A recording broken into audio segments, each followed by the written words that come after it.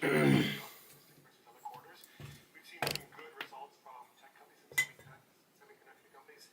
So the setup going in is good. I mean, like, we talked about the high bar, perhaps for the market performance. The bar is high, but in terms of actually achieving that 11%, nothing so far we've seen going into the season will suggest that's that real sort of jeopardy. Again, we're making the caveat in terms of the whole Middle East situation, but after that, the earnings story still looks very much on track. This is anchoring pretty much everyone on Wall Street so far this morning. I say pretty much loosely, forgive me, but the likes of Morgan Stanley, JP Morgan, HSBC, BlackRock, all saying something similar. It's an opportunity to buy. This from Morgan Stanley. Countries will find ways to solve a problem that is intolerable for the global economy, much like they did in 2022. Is this so bad it's got to get better and then you should look through it? Is it that simple? Because it feels much more complicated.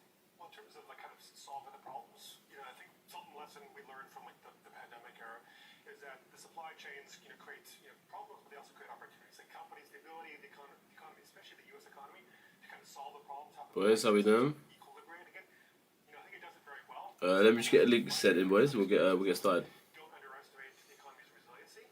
Now, the economic conditions today aren't as strong. The consumers aren't kind of strong. The fiscal support is not there. So a lot of reasons to obviously be more concerned. At the same time, I don't want to sort of doubt the ability of the U.S. economy to be somewhat resilient to this whole situation. Resilient enough that our forecast, we still feel pretty comfortable about. Ultimately, by the end of the year, equities being up, about 10%. One of the reasons that people seem somewhat optimistic when I speak to a number of investors, they say ultimately all of these supply shocks will create the greater need to invest in artificial intelligence, the greater need to get bigger, to engage in deals, to create a critical mass and economies of scale. How much do you see the uncertainty and the ongoing supply shocks as only accelerating some of the capex that we've seen that have really driven some of the gains that we see not only in equities but more broadly in the overall economy? Well, the capex for AI, we're seeing strong numbers there. If you abstract from that, if you look at residential, non-residential, other investment, it's actually relatively weak. So we're not seeing companies saying we need to invest more necessarily in AI specifically. So from a near-term growth perspective, that's sort of not driving it. In terms of ultimately of creating supply chain resiliency, this is now a story almost kind of going back a decade with first with tariffs, the pandemic. Boys, how the fuck are we doing, man? But it's hard to invest with a lot of So, boys, for our sides, man, I'm ill as shit. Ill as fuck, man. So I don't know how long I'm going to be on this stream for, but we see how it goes. But there's quite a big thing today. It looks like we're going to get the continuation of this war. We are essentially what we're expecting is for the continuation of the dollar, realistically. But we just don't know when. Really unlucky this morning. I jumped in some EU shorts this morning. Was quite unlucky on it. But we move, we go again, and we look for, because we're still looking to short EU. We're still looking, that is the bias we still have. We just got to identify when price is going to have that one. Have that move that we need, right? Yo, Humble, what's good, bro? Pascal, what's good? What's your prediction, bro? Prediction for what, sorry? Prediction for what, mister? In terms of the markets at the moment, for me, really, bro, just a strong dollar. But not right now by the looks of it. I mean, it looks like price just wants to keep coming down a little bit. And then we'll see what price gives us when we... It looks like at 3 p.m. today, we're probably going to get the continuation of the... the break of the ceasefire, as we know it. So I think that's when we're probably going to go back to the safe haven bid of the dollar and start diverting back to that risk off, which is then where we'd see the stronger dollar.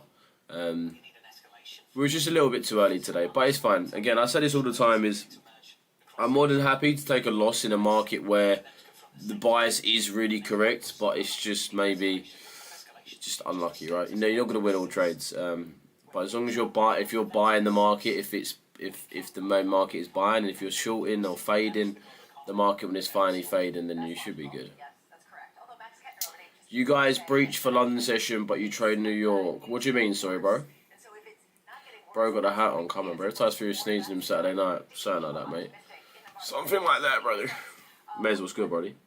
Sam, what's good, man? We move on, boys. Price is just one tweet away from continuing. Yeah, I know.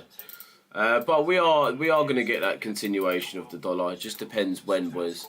It is Monday, so it's even better if we actually move down today, really. in the grand scheme of the week, because we'd rather it be low enough for us to actually continue price on said Tuesday, Wednesday, Thursday, with price moving the way it is. But yeah, just know that is sort of what's going to be coming this week. A stronger dollar. That is where we want to make sure you're pricing yourself on that level, lads. Got some fucking horrible fucking tea and all, some disgusting shit. But everything that tastes shit is actually good for you, supposedly. But yeah, we're gonna see if we're gonna have this move now. I don't know. I feel like we're more than likely gonna be having the move happen more around 3 p.m. our time, 10 a.m. when the US is saying they're gonna do this blockade of the Strait. It stopped me out on the spread, somewhat annoyed. Yeah, don't be annoyed, Simon, bro. Never be annoyed. I mean, it is what it is, right?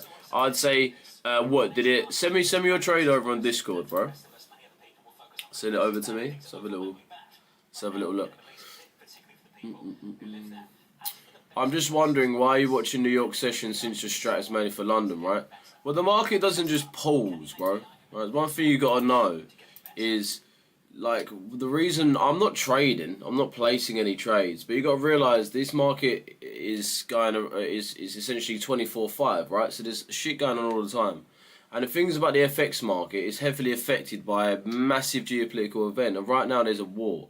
So if you're someone that's just going to be on the charts when you should be placing trades, and you don't understand what the fuck's going on around in the market, then you're never going to win, because you don't know what the fuck's going on. Now, the reason I sit here and look at the charts every single New York session without foul, even if I'm off stream, boys, I'm still sitting there at my desk watching New York.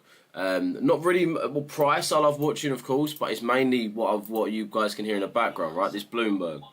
What you can hear right now is what I listen to every single time, so I can identify what the fuck is going on. Now, at 3 p.m. today, which is New York time, and if I was just trading London session, if I was one of those guys that jumped on the markets at 8, had my trade jumped off at 10, fuck all happens here, especially when you're in a market of a geopolitical madness within the US. You're not going to see anything happen between 8 a.m. and 10 a.m. Barely. There might be a tweet that Trump puts out, or one of his secretaries puts out, but it's going to be fuck all. You're not here for the market when the market has these geopolitical tensions, where we got the blockade that the US are putting in the Middle East, okay? Something that's happening at 3 p.m. today. So just because I don't trade New York session doesn't mean I'm not here identifying what the fuck is going on and analysing what is happening in the charts, right? Because I think it's quite a common misconception, boys, that trading for some reason just is the technical analysis which is on the chart, and it's completely and utterly false. It's not true. So understanding what's going on is really going to give you that edge in the market. So that's the main reason why I'm on these markets every single day in New York. But I don't place trades for New York session, because I do only place trades through London. But I still want to identify what's happening in the market, so it's going to better my position. And at the end of the day, boys, if you're on the right side of the market in terms of fundamentals, in terms of what's actually going on, you're going to feel way more braver. Key word. Or way more brave, I should say. Is braver even a word? Not too sure. Brave. You feel brave because you know you're on the right side. You know you are where people are. And that's the key thing, is understanding what's going on. Every single trader, real trader, of course, one needs to understand what's going on at all times in order to actually identify. Because we're in uncertain times, and just understanding we're in uncertain times is good enough to understand that you should probably not be in as many positions, or even to note that there might be a lot of positions, so you need to sort of pick your A pluses. And I think that's the key point. Just understanding the level of uncertainty in the market is crucial for us FX traders, for any trader for that matter. If there is high risk in the market, people tend to go towards safe havens. As the stock traders would drop out of stocks, maybe put money into bonds, or whatever it may be, short-term or corporate bonds, whatever it may be, just so they can offset risk. So even those guys, they might be actually analysing throughout the Friday, throughout London session, let's just say, for example, trade the London Stock Exchange. But at the same time, might need to diversify because of risk. And I think understanding what the fuck is going on is really that edge, and how you actually are able to make a lot of money. You don't come successful from trading by just analysing one session or analysing just what happens in one session, because the world doesn't go on pause. The markets don't pause for a New York session. I'm fully aware of that. So that's why I would always be here for New York session, regardless if I'm trading it or not. Even in London session, I don't trade every London session, but I'm there every single day because I need to know what's going on to identify maybe a trade for tomorrow. It could be a trade for the following day. It might even be a trade for next week that I'm possibly eyeing up, right? And that's key. And that is key. Tax, wish I knew you. How's it going, bro? So for me right now, where I've sort of got myself positioned for EUGU is I want to see the sells, right? I want to see the sells.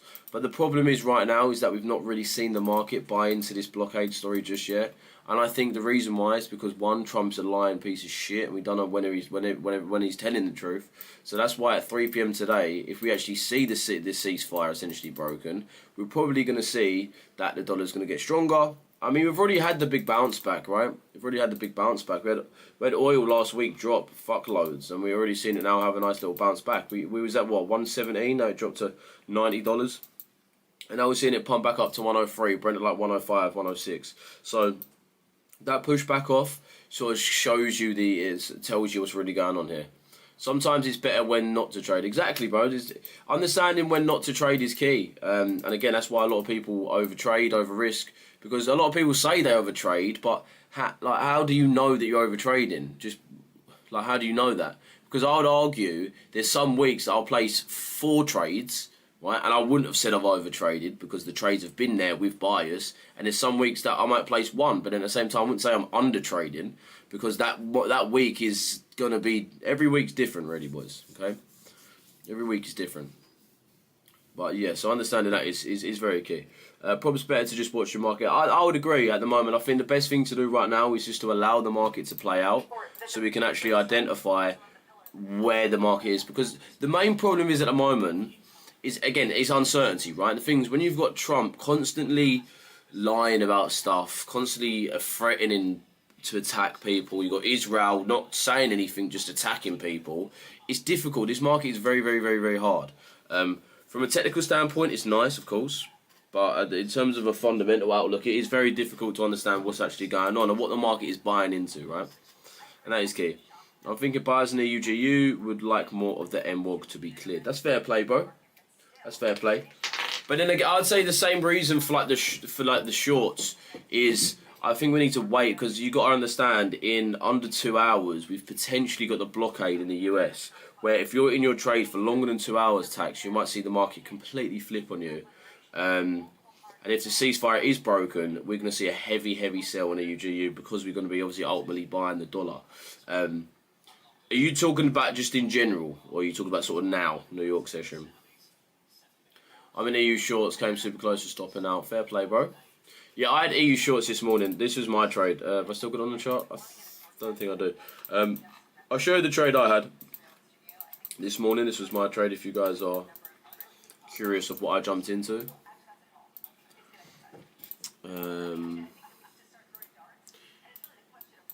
It was just DTO. We did have the POC as well. And I was just aiming for H's low. This was my trade this morning. So yeah, lost 1% on this one. Very unlucky, but we move on to the next trade, boys. We also had the POC. So the reason for the trade is we had the point of control of Asia session perfectly around our DTO. 2, DTO level, so great level for price to come through. 3, we traded through the DTO heavy, which obviously shows us we don't really have that full intention of pushing back off of that level. Nor is there any higher volume areas to the left, lower. So yeah, no area that we could have come lower for to continue to come to that downside. We swept Asia's high, which obviously is the main strategy. And we had this main impulsive move as we had that sweep of Asia's high. So yeah, it was pretty unlucky. But at the end of the day, it abides by my rules. So not placing it would actually be more of a fuck up in my opinion. So yeah, again, we will see where price goes from now. I still really want to see price come down at some point. The higher we come, the better, of course, because the higher we come, the more premium we're going to be for the price. But at the same time, all that goes out the window as soon as you actually start to see price developing that news for the blockade realistically. So it all depends on the next move. Yes, my G, yeah, I'm doing good, my brody. How you doing, man? Yeah, how many of you shorts came super close to stopping out? Yeah, I'm good, brody. But no, that is it, bro. Sometimes it is just better knowing when not to trade, right? Massively depends on what you do trade and how you do trade. If you're an aggressive sort of fun trader where you're trading futures, high impact news, different story. You're probably trading all the time, especially at the times of geopolitical tension. But realistically, right now, we're not really gonna. For us, it's not. We don't really want to be too aggressive, on the way. When is the ceasefire thing happens? What time? Well, it's not. Well, so it's 3 p.m. So I'll show you the tweet. Actually, my phone's here. So essentially, what the situation is. Well, the first thing to note is Sunday we had. Was it Sunday or Saturday? Saturday we had the talks essentially fall apart between Trump and Iran in Islamabad, which is in Pakistan. So when those talks fell through, essentially the situation that's happened is they can't really come to an agreement. And at the end of it, they both essentially are blaming each other for the war and the reason why they are in this situation and the reason why they can't make peace and why they can't have a ceasefire. So Trump we need the Strait of Hormuz open, really. Like, the world does. The world does. So what Trump's gone ahead and said, he said what he's going to do is he's going to put a blockade on the Strait, which is going to stop the 2 million barrels that is getting out of the Strait, the only amount of oil that's getting let out of the Strait, which is going towards China and Russia, going towards Asia. And if he blocks that, that's going to piss Russia off, that's going to piss China off, that's going to piss fucking, obviously, Iran off. Yeah, it sounds like a world war in my opinion. But that'll be a break of a ceasefire. Essentially, Iran come out and said that they will essentially call that a break of the ceasefire, where they would essentially probably going back to attacking, which would be the only thing that, in my opinion, sort of makes sense to play out. Yeah, that's a scenario we're in. But it's at 3 p.m.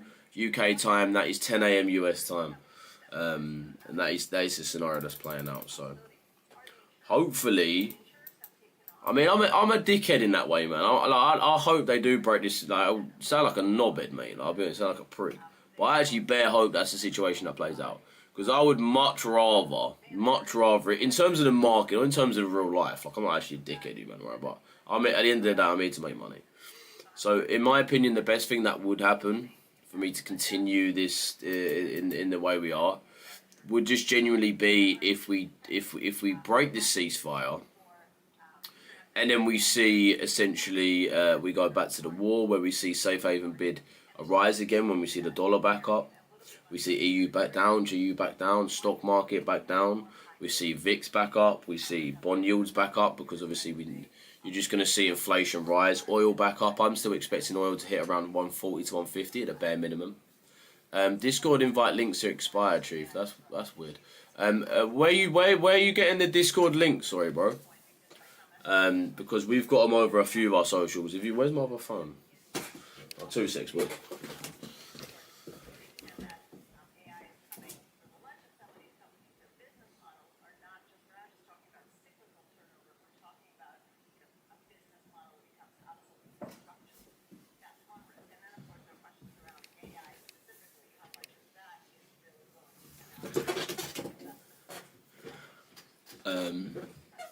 Yeah, where are you trying to find it? I reckon Trump does U-turn last minute. Probably, bro.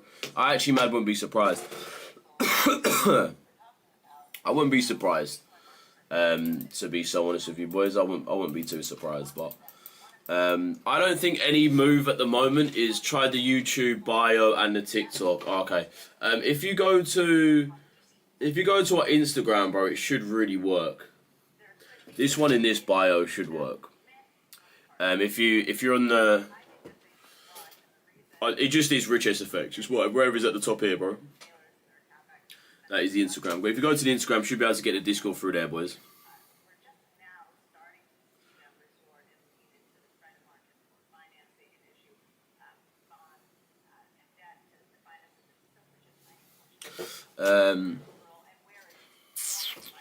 Low-key want DXY to shoot down. I'm in EU longs. For your sake, bro, I hope it does that. For your sake, I hope so. But yeah, it should work over there, Brody.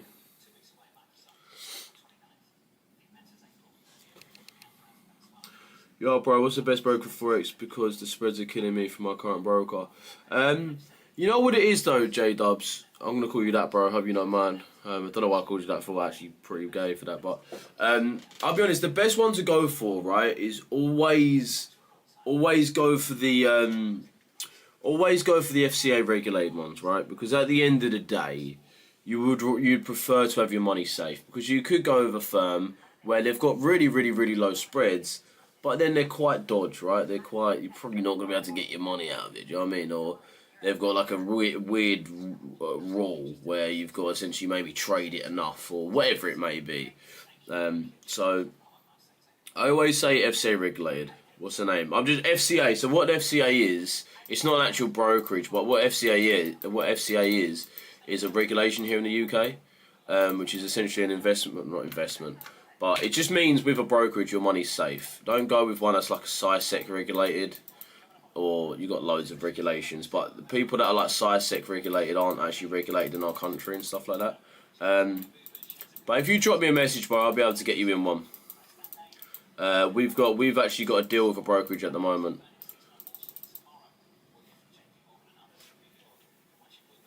Mate, I feel fucking shit, bruv. Got like an hour's of sleep, like an hour worth of sleep last night as well, which is dreadful. Another thing's what I walk into my office and mate, I'm sick of this. My dog keeps doing this, mate. I feel like breaking. I can't say that. My dog keeps doing this, man. If I leave my office door open, she was shit in my office, and mate, nothing that's more annoying than walking into an office, about to sit down, you've made a coffee, you're ready, plus right now I'm ill as Ray. Walk in and there's just a log on the floor, mate. Nothing more jarring, nothing more annoying. That pissed me off.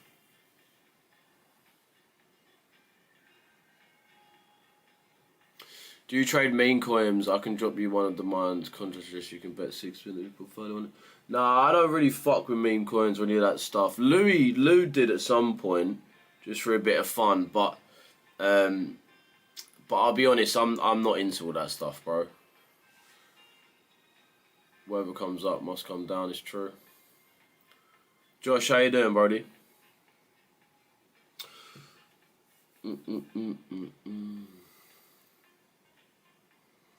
Do you think based on fundamentals that oil will spike at need? Yeah, bro, 100% Hazard. Is it Hazard or Hazard?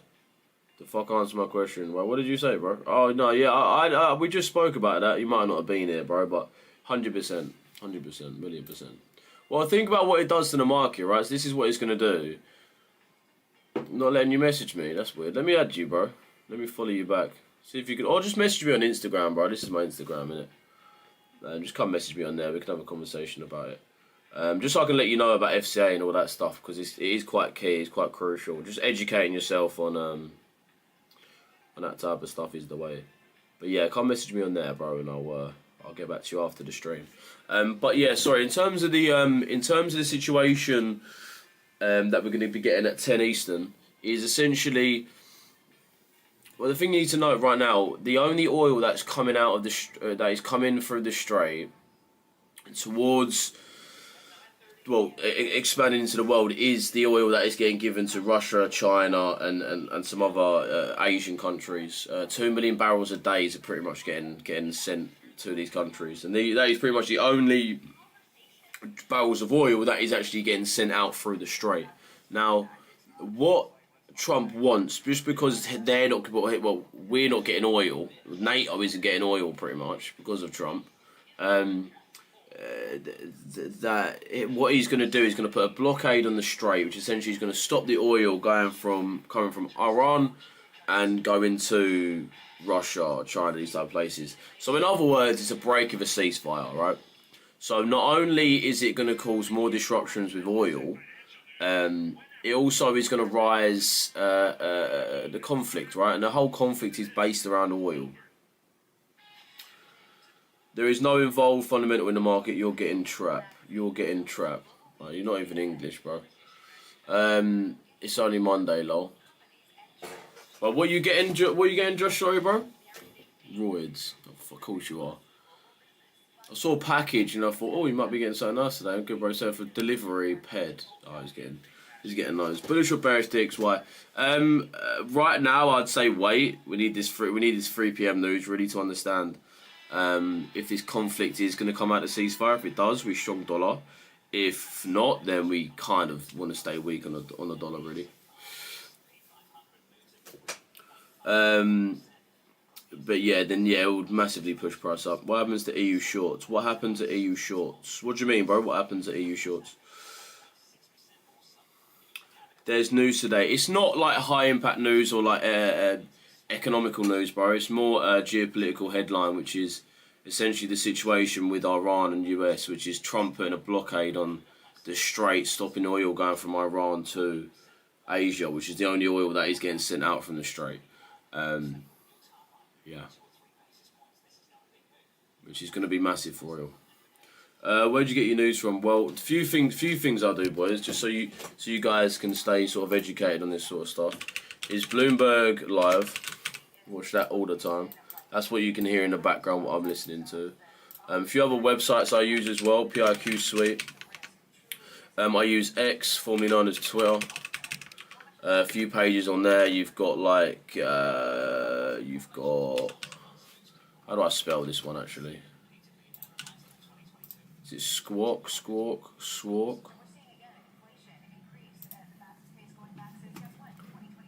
Let me get it back up. It's Squawk. It's a bare weird word, I'm not gonna lie.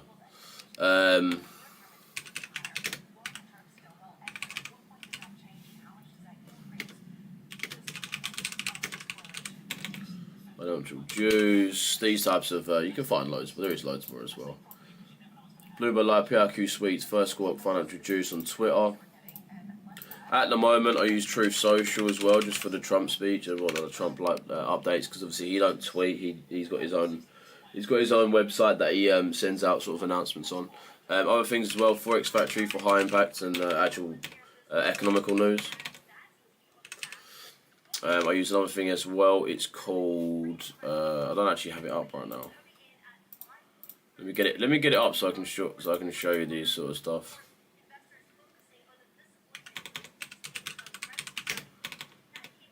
I've got my PRQ suites up. Where is my PRQ suites actually? There it is. This is my PRQ. So it acts as sort of like a terminal for your news. I get routers updates, FX market updates, forex.com updates, and I've got a PRQ pound, euro, dollar. But this is the shit I look at. Constant news updates, constant understanding of what is going on. PRQ for the euro, pound, dollar. And there's loads of other stuffs like PRQ suites essentially, bro. What are you thinking on the dollar, mates? Personally, I'm bearish down to weekly fair value, get them bullish. It all depends on what's going to happen at 3 p.m, bro. I would say if we do come off from this ceasefire, then I can't really see price being weak for the dollar, to be honest. It just doesn't really make sense to me. Let me make sure. So that website is called that's PRQ Suites. That one, PRQ Suite. Sorry. But then you got Forex Factory. Most of you might probably know that. Bloomberg Live, watch all the time. That's just on YouTube as well. Bloomberg Live.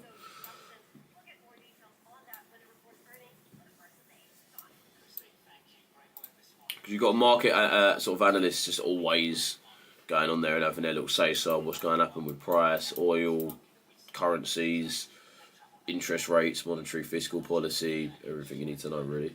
What's happening at 3? Not a Trump speech. And it's not a Trump speech, bro. Trump tweet. Let me show you actually. Let me get it up on my phone. 2 seconds, boys, just so I can show you.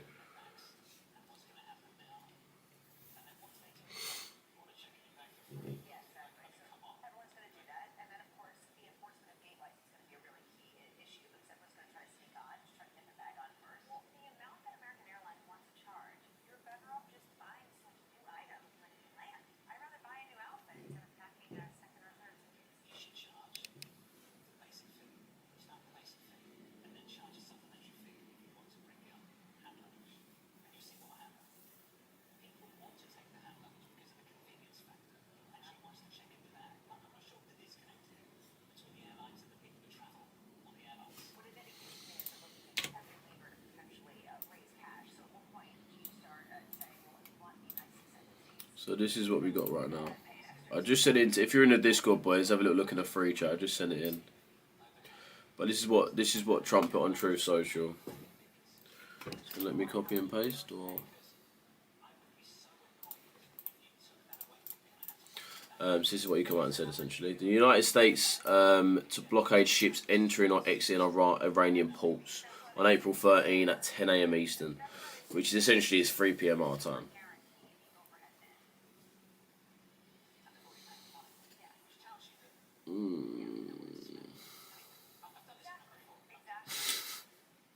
Yeah. Another thing as well. Yeah, it's a good point actually. Forex Factory do actually have a news calendar, which is very, very similar. It gives you like the latest stories, and you can,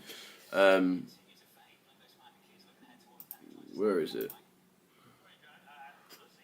You can filter it as well. But you've got latest stories. Then to this side, you've got like hot stories, like the bigger stories, the ones that are actually quite important. But yeah, honestly, boys. You need to know what's going on, right? You always need to know what's actually going on in the markets. We're saying, Ibs, what's good, my boy? How you doing, man? What's your prediction in the EU? It all depends on the scenario that we've got happening in about an hour and a half, bro. If we do actually have the US block the oil exports from Iran to Asia and Asia to Iran, then you got to think we can only really be buying the dollar. So we sell EU, sell GU, right? But again, I think the question that's on everyone's mind is Trump chatting shit again.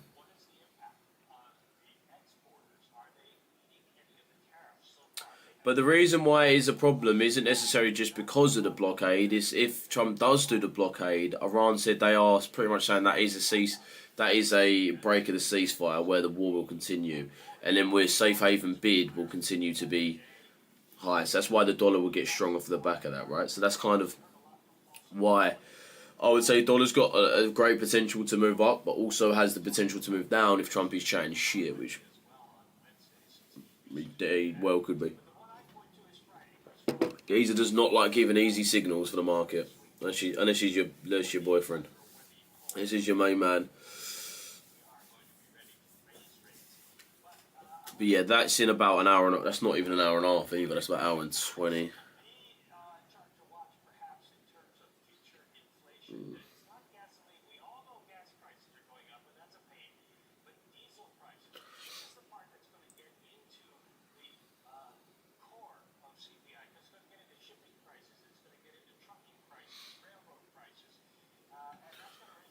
Love seeing these sort of DMs, man.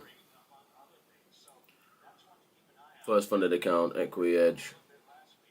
Think sellers are in control though. At the moment they are, bro, but you got to think, if the market bias completely flips, then you can't just be short in EU when you can't be long in EU when the market is. When you say sellers, are we talking about selling the dollar, right? You're talking sellers, mainly sellers for the dollar.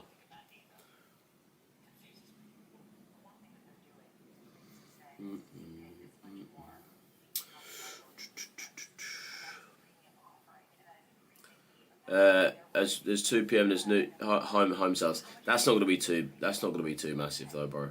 That's not gonna be too large. That's not really gonna touch the markets as bad. Just checked marine traffic live around the strait. Doesn't look like the US have a blockade or even block it with the number of ships there. Yeah, it's meant to be happening in about an hour and a half, bro. So we'll see what happens. Again, just let it play out. We're not going off guess. We're not guessing here, right? We're not guessing. We're letting the market play out. And we're going to see what actually unfolds, this geopolitical tension. At the same time, I could definitely see Trump doing it because we don't really have that much of a choice. But at the same time, this guy's a liar, so we'll see.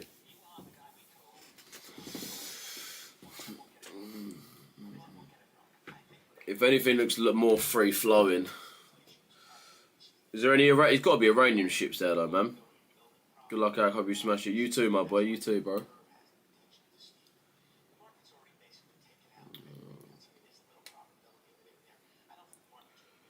So yesterday with Vice President J.D. Vance, he called me on his plane way back to Islamabad. He reported to me in detail, as the administration does every day, about the development of the negotiations. In this case, Netanyahu, Vance said, man, issue is removing... What is this, actually?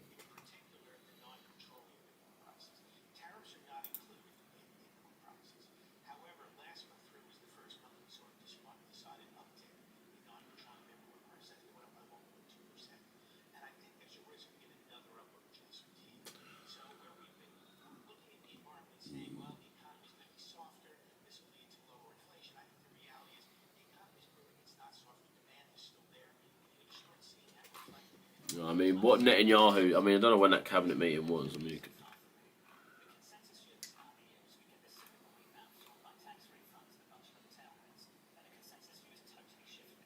The idea is now that you won't get any sectoral. I mean, the thing is, Israel really have not helped within this fucking ceasefire by any means, especially bombing Lebanon. It's just not helpful at all. During the government. During a government cabinet meeting, Israeli Prime Minister Benjamin Netanyahu stated that the ceasefire with Iran, could be overturned or end very soon, potentially within hours. The statement were reported by news outlets including N12 and Channel 12. Discussions also referenced Saudi Crown Prince Mohammed bin Salman's reported influence on the US President Donald Trump to pursue the temporary ceasefire amid economic incentives. When did he have that? Let's have a little look when they actually had that cabinet meeting.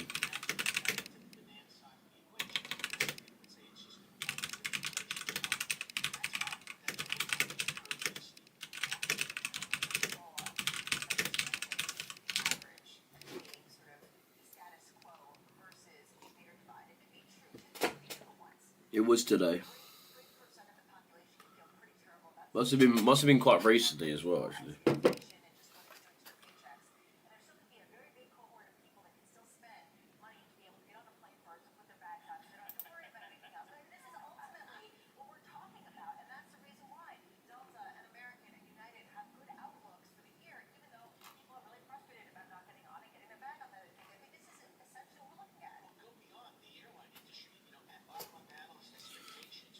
But yeah.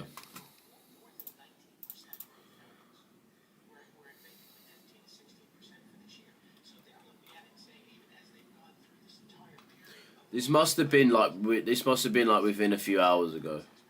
I'd say this was probably about 2 hours ago, maybe an hour and a half ago. So this was very recently as well. Let's be honest. If fucking Israel say that, then it's obviously it's gonna be them. It's gonna be Israel stopping this fucking ceasefire.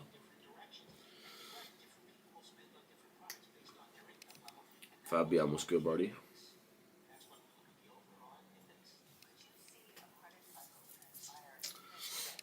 Let's see how it goes, though, boys. Again, we mainly just got to wait for that. That's like the most important thing right now.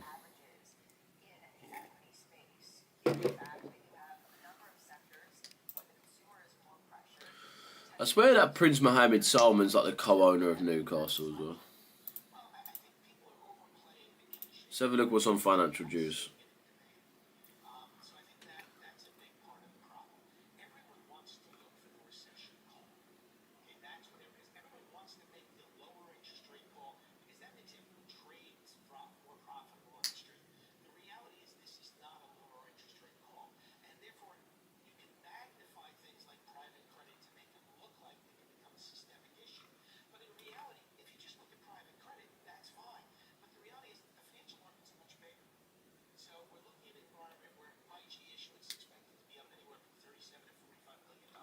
So Financial Juice and Iran's ambassador to India. Iran has oil and is ready to sell to any country that wants it.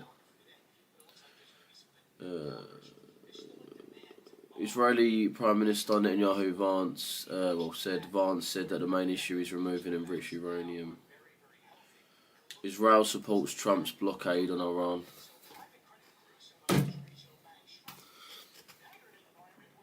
Two uranium-linked tankers exit the Gulf via the Strait of Hormuz on Monday, ahead of the US announced blockade shipping data. So we've got shipping data.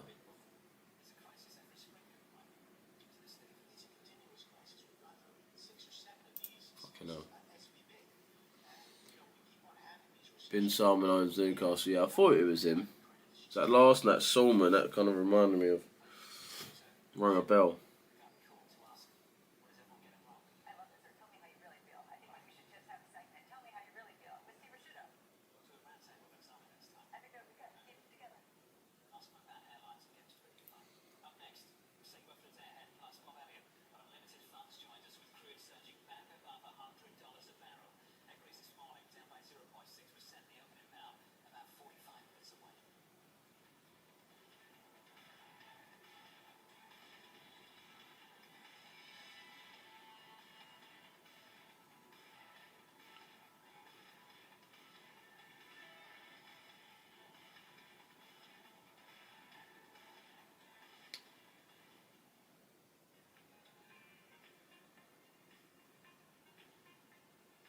Well, not much else has been said. EU shorts. Kind of what I'm looking for, bro. But again, I'd say we need to be careful right now. You do really want to wait after that 3 p.m. so we can actually understand if the market is desiring sort of that stronger dollar again, due to being a safe haven. So I'd chill. I'd wait. I'd really do a whole lot of waiting until we can really look at any positions. Still got the stock market coming down. Still got oil coming down. Going up, sorry. VIX we're still seeing coming up as well, which is getting quite big on fear. Ticker, what are you looking for, bro? What you got your eyes on, man?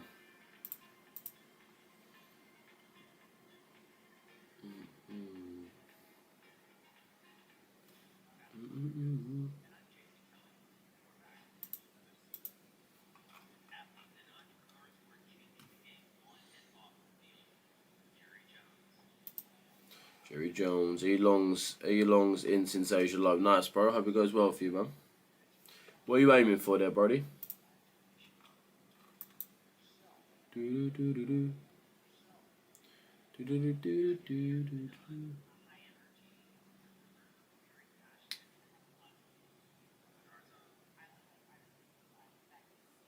Yeah, he's a geezer, Josh. Like 99% sure. In fact, I am 100% sure here. But we are getting these big spikes down and big spikes up, which I think is that manipulative moves, really. I think at the moment, if this news is going to be true, of course, and we do get this blockage, then we probably will see EUGU start to move up. Just before, and then when we do actually have it, we'll probably start seeing the dollar actually have that proper strength. Which is why I'd say if you are in like EU longs, just be careful. Same with EU shorts, just be careful. Whatever position you're in right now that's against the dollar, just be careful. Do you know what I mean? If this blockade news is true, I'm out. But that's the thing, bro. Like, it's one of those news that it would just probably crush the position, because it would literally be a bid from. It would be drop price heavy, is it? And the thing is as well, 3 p.m. Jaws. Yeah, ticker, it's better true. Trump loves a lie, man. Loves a fib. Loves a bit of cap, doesn't he, the cunt? Which makes it so much harder, because you don't know if he's telling the truth or not. But Israel did say they are more than happy to back it. Netanyahu said that today, I'm pretty sure. So they're on backing it. But it is that uncertainty, which for me, I'd say the best thing to do is just wait till what happens. But obviously, the thing is quite annoying. Even if you try get out like manually, spreads widen quite heavy. Liquidity providers will increase spreads quite heavily. So you just will get. It's probably still be in profit that. But they'll widen spreads and price could just move really quickly. Something to understand.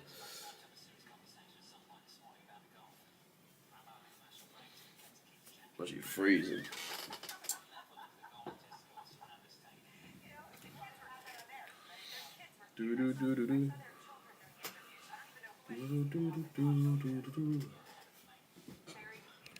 That's sort of where we at though, boys.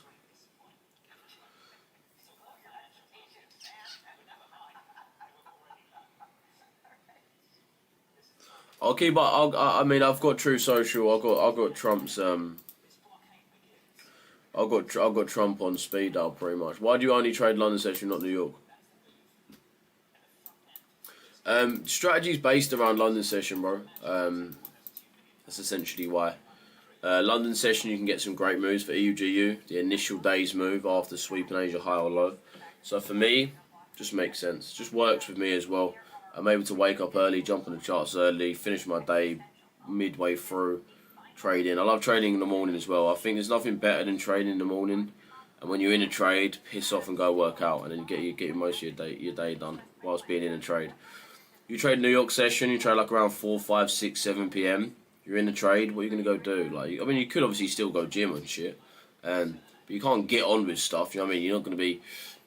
Can't be getting on with something else. I think you do think about it a lot more. I think it just works better trading in London. And I do think if you do trade a sort of intraday, from like a retail perspective of ours, you should really only be trading one session. If you trade both, it's going to be a very painful job. But yeah, that's what I'm on about.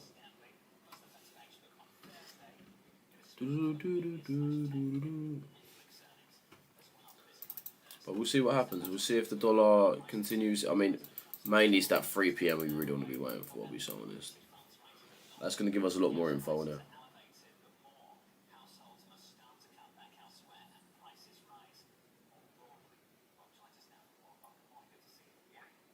Nice, Josh. What are you aiming for, mate? Send me over the trade.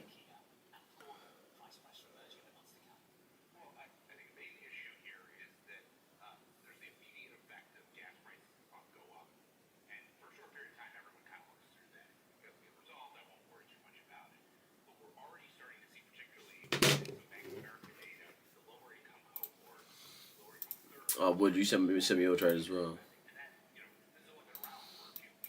I'm in like chart, so I can see. Oh, right, got you. Got you. That makes sense.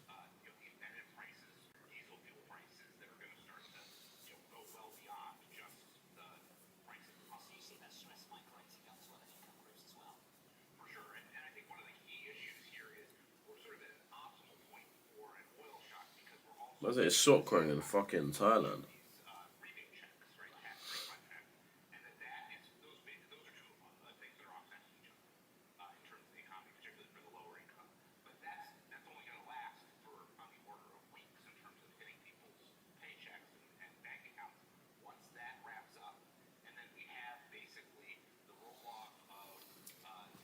Let's see.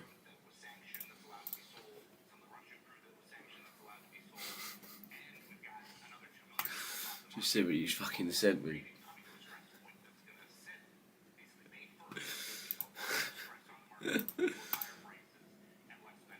Nice, Josh. Nice, really nice. I hope it goes well, bro. What is that? A one to what? Is the way you trade heavily fundamental based then or mostly technicals? Is technicals getting in, but fundamentals is sort of the main bias, right? It's the main understanding of the bias. It's the main thing that makes sense. But in terms of getting in, bro, is pretty much all technicals. But yeah, just for like a main market bias is fundamentals. I think the partnering of both is very crucial. Yeah, I saw it, Simon, you cheeky fuck. Good one, though. EU gave sexy IFEG at a 1 minute before the pump, but I didn't take it. I don't like the 1 minute though, man. I'll be real, like it might have looked good this time, Philip. But one thing I can tell you about the 1 minute time frame is that it's very manipulative. So it might have been great this time, but I'm probably sure there's pretty loads of other times where it's not to the point of unprofitability. So could have been a blessing in the disguise, man. I'll be real. And the thing is, it moves so quick. That's why today's PA has been lovely. It's been better than what we've had because we've had movement, which is great. One thing we do need though is a real market bias. Like for example, right now seeing EU move down doesn't really make sense in terms of what we're getting right now in terms of fundamentals. It just doesn't really make sense. Like the headline it doesn't make sense. So I do want it to align so we can actually finally be selling or buying EU definitively for the next month, 2 months bare minimum. But yeah, we've had a lot more of a better day today, more movement, which is key. How's it going, Kim?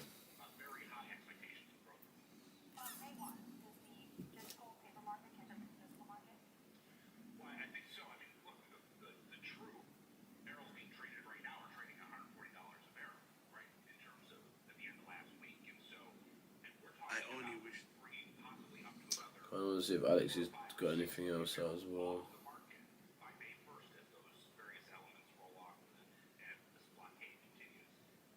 Jay, how's it going, buddy? Warship just got bombed, and Hezbollah in Lebanon. British warship just got bombed, and Hezbollah in Lebanon just released footage of them doing it. And if this is actually true, it would be the biggest embarrassment to the Royal Navy, possibly in history. But first, so this makes sense, I need to bring you back to April the 5th, 4 days ago. 4 days ago, Hezbollah and Lebanon came out and claimed responsibility for targeting an Israeli warship successfully. They actually suggested that they had sunk the ship. Now, shortly after that, the Israeli military, rather than denying it happened, actually said they have no knowledge of an attack like that against their navy. Israel said that Hezbollah just made it up, and we thought that was that. But then, about an hour or so later, rumours started coming out, especially from Israeli media, that Hezbollah had not targeted an Israeli warship like they claimed, but instead they accidentally targeted the British warship that is off their coast. Israeli media suggested that Hezbollah simply got confused, and they thought the British warship was an Israeli warship. Simply got confused. I just simply get confused about bombing someone and bombing the wrong person. Like, surely you make sure you... That's fucked though, mate. That's tapped. But yeah, right now it looks like we are still having this continuation down, which if you aren't buyers is nice for UGU. And it is good for us as well, because we would prefer for price to be lower. Like, we just took the Friday high again, so to see price down lower towards Friday 50 would be great. So we'll see if that's what gets taken before this too. We've got about an hour until that news, boys. I'll probably stay on here for it, just to see if we do have that. Because that will be quite big. Where's my laptop, actually? I'm going to get my laptop out.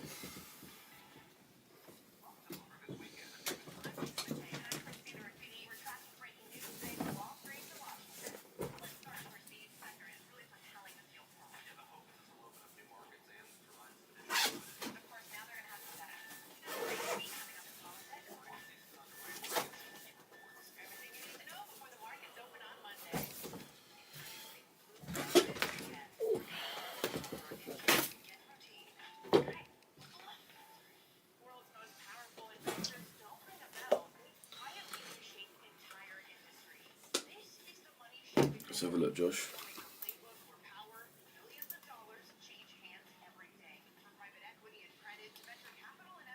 5.8, nice, bro. That'd be a nice trade. That'd be a lovely trade to hit as well. You seen that Justin Bieber set? Apparently he got paid 10 million. No, I didn't see it. Why was it? Why? What did he do? Was it like? No, why? What did he do? Why is it like noticeably shit or something?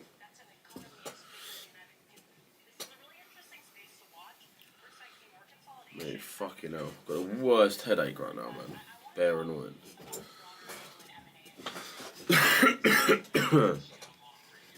No, I didn't actually. No, I didn't see that. Was that a Coachella? I know there was a Coachella on. What the fuck is Coachella? Is it just a festival in America? Is that all it is? Euro USD. What are we looking at for Euro USD, boys? If we break this high, then I'll assume we are coming to the Friday 50, so we can look at some continuations up. Basically got 10 mil to do, scroll. What? No way. I need to see this shit, actually. To do what? To like go on it? What, is he just on his phone then or something? Justin Bieber, Coachella Live.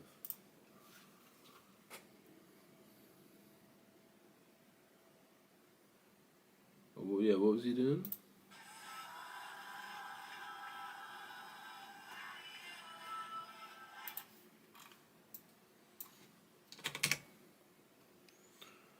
No, on a Mac. What? I bet.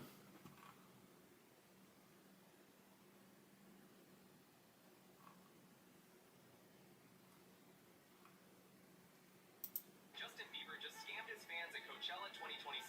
Fans expected a huge comeback, especially with reports of a $10 million payday. But instead, Bieber walked on stage in a hoodie and sat down with a laptop. Instead of performing full songs, he played snippets of his own tracks from YouTube, turning the show into what many called a karaoke-style set. He even asked fans to suggest songs live, making the whole performance feel unplanned and improvised. At one point, the Wi-Fi lagged, causing the videos to buffer and frustrating the audience. Social media exploded, calling it one of Coachella's laziest performances. Justin Bieber just scammed his What the fans at fuck? Coachella 2026. Fans expected a huge comeback, especially with reports of a $10 million payday. But instead, Bieber walked on stage in a hoodie and sat down with a laptop. No way, this is what he was doing. Instead of performing full songs, he called a karaoke-style set. He even asked fans to suggest songs live, making What the fuck, man?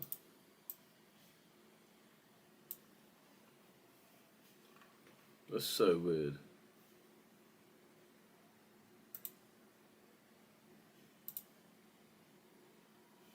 You definitely thought it was going to be like one of the best things as well.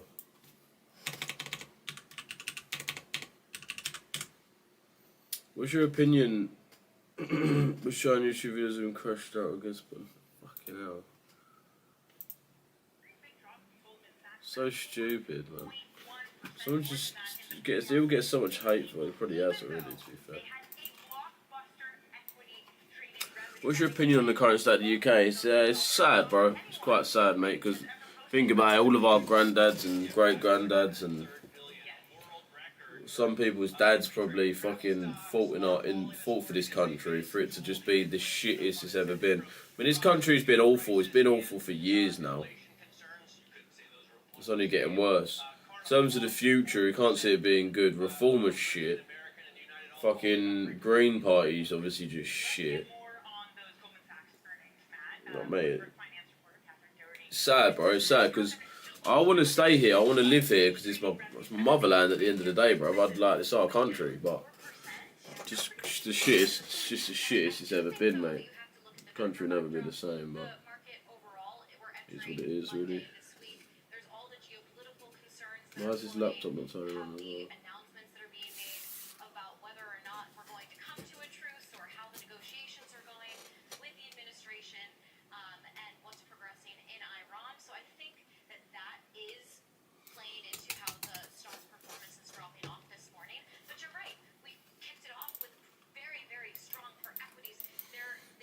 I just thought it's just going to continue pushing up.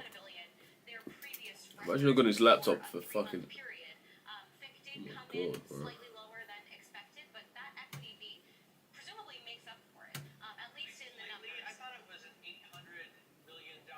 Imagine I've got on this laptop in, what, probably about a year at least.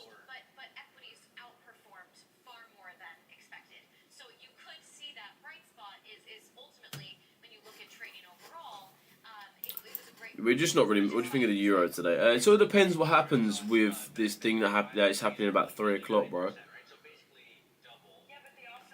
It massively depends on what happens at 3 o'clock. Same for GU Road. This 3 p.m. situation is going to be crucial. Really crucial.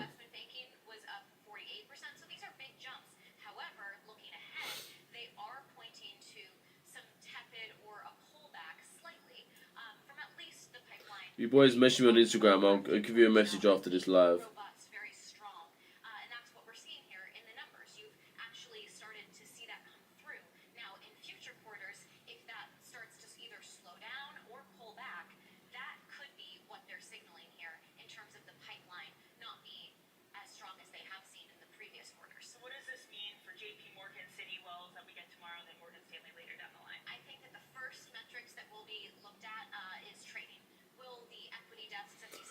Right.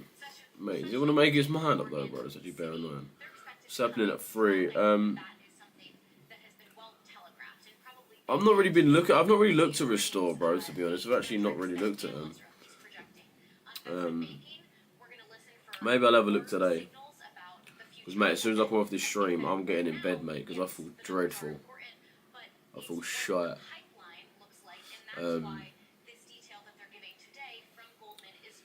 But yeah, in terms of what's happening at 3, bro, we've got the oh shit, we've actually got we had a new Gary Economics video yesterday as well. But we've got the blockade that the US are doing in the Strait of Hormuz, which is obviously going to be quite big on oil, going to be quite big on the safe haven bid. So we're going to see if the dollar's going to be strong or weak.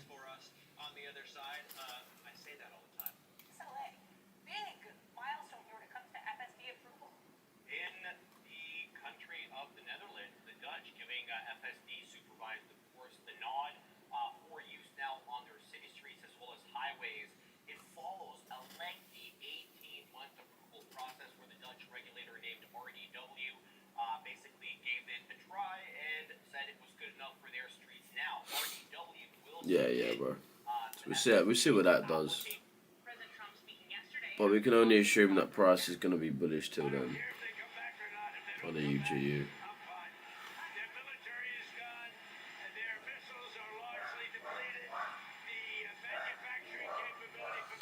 Dog better shut the fuck up. Yeah, that's kind of the situation we're in right now.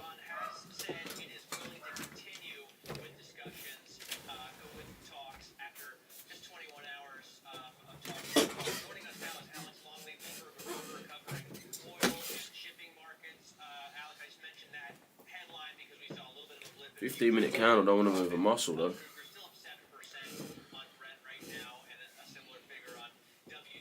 It's about to drop, right?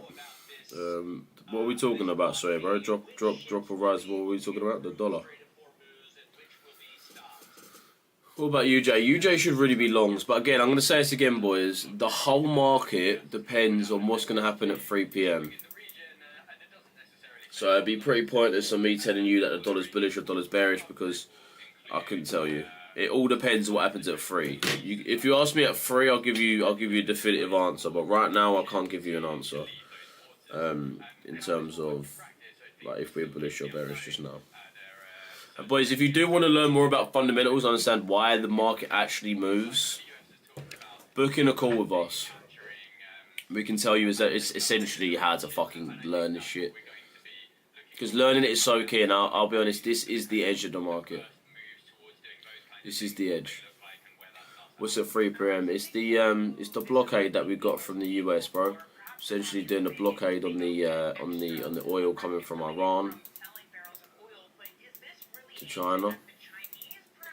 The US want to block this oil, get into China, get into Russia. And essentially, this will be a break of the ceasefire. If we break ceasefire, then we look for price to come towards more safe haven currencies, assets. That's stuff like the US dollar, the Swiss franc,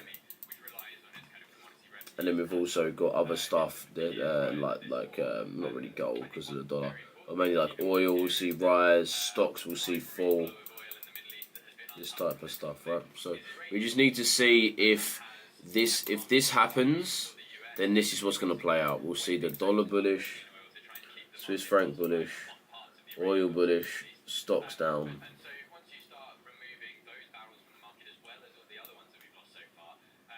Then you'll have equities down as well. Is it just today at 3 p.m.? Just today at 3 p.m, bro. It's not like a everyday news event. It's something that Trump said, come out and said on Truth Social. I'll show you what he posted on there, which obviously is his social media app, right?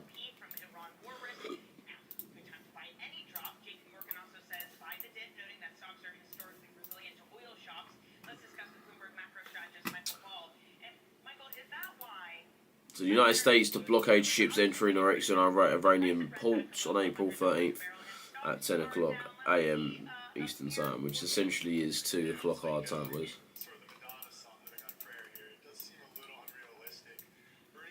3 p.m, sorry.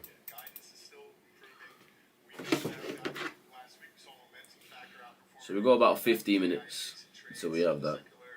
And then we can see if we have the continuation of this war or what we have.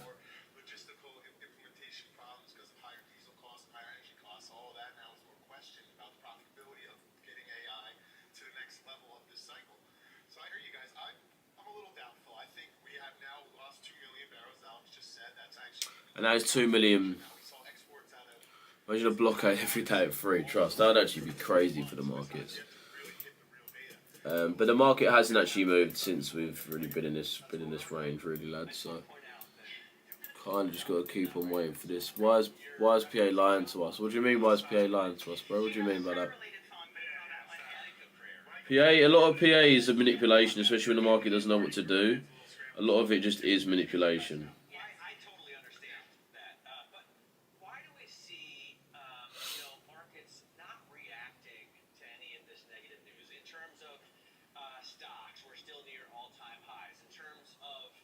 Yeah. This war does resume. I wonder how long bullish ticks will last. Yeah. Should we have a look? What we should really be looking for? Well, realistically, we've just come into the, is it the weekly? Pretty sure it's the weekly. It's the weekly fair value. So now I'd say the weekly highs. So essentially the high of 100, 100, pretty much just above 100. 104 in terms of the spot index of the dollar. But that's what we'll see. We'll see the rise of the dollar. We'll see that start bouncing back up. Trading through back towards this new week opening gap, or new day opening gap, that is, I'm pretty sure. And then see price to the upside. And then essentially just take out the whole ceasefire range here. Ceasefires never end with countries like Israel. Well, ceasefires never really stay intact, shall we say.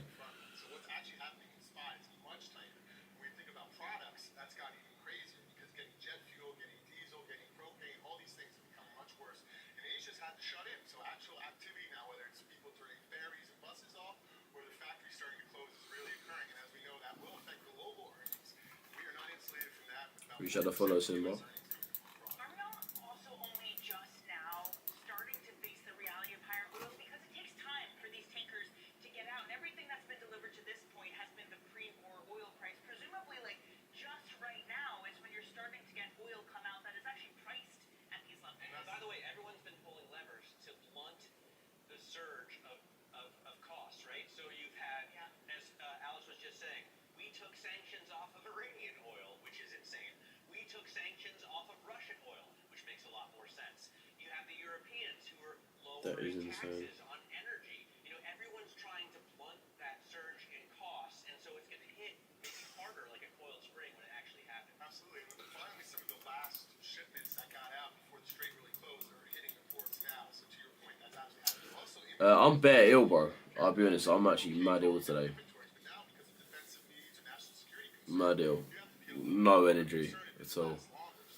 Bro, please tell me about UJ. Again, I'll say it again, bro. I said it 10 times. We don't really want to be looking at anything until this 3 p.m.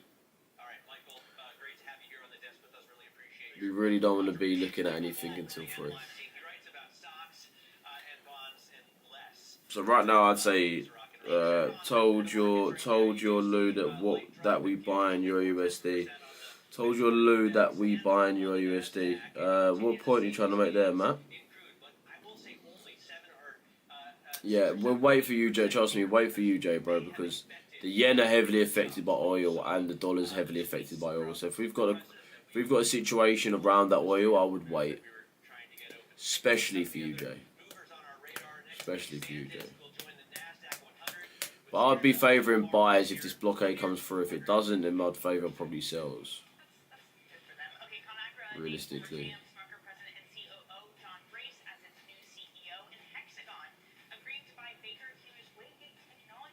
We'll see what it does, man. I really hope we do see price actually develop something. I do want to see price towards Friday 50 on the EGU, so it would be nice to see price go up a little bit towards the Friday 50.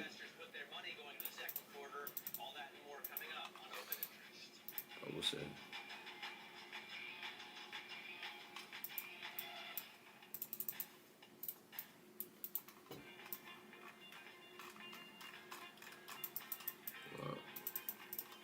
He really doesn't know what to do in this range. Just doesn't know what to do. If he wants to continue, come lower, whatever.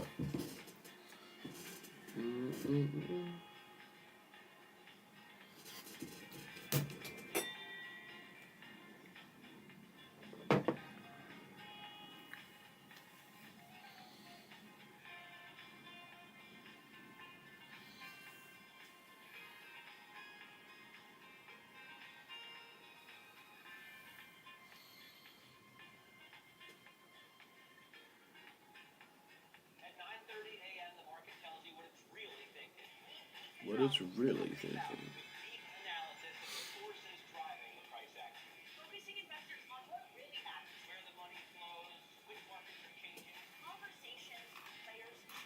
Still hasn't broke it. It's not just like let's buy the Mag 7 or AI. That's a really compelling story. This is where your trading day begins. And this is open interest fully on Bloomberg. Players is back to take a look under the hood of the business of Formula One.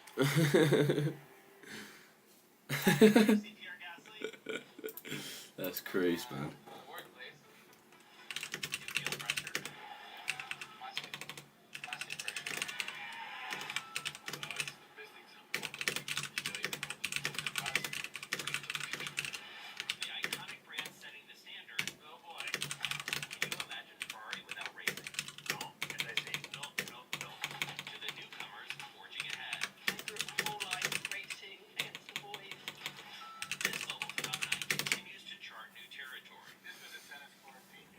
Yes, Henry, what's good, bro?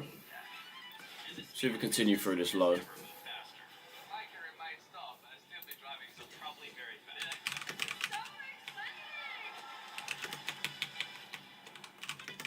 season, we're along for the ride.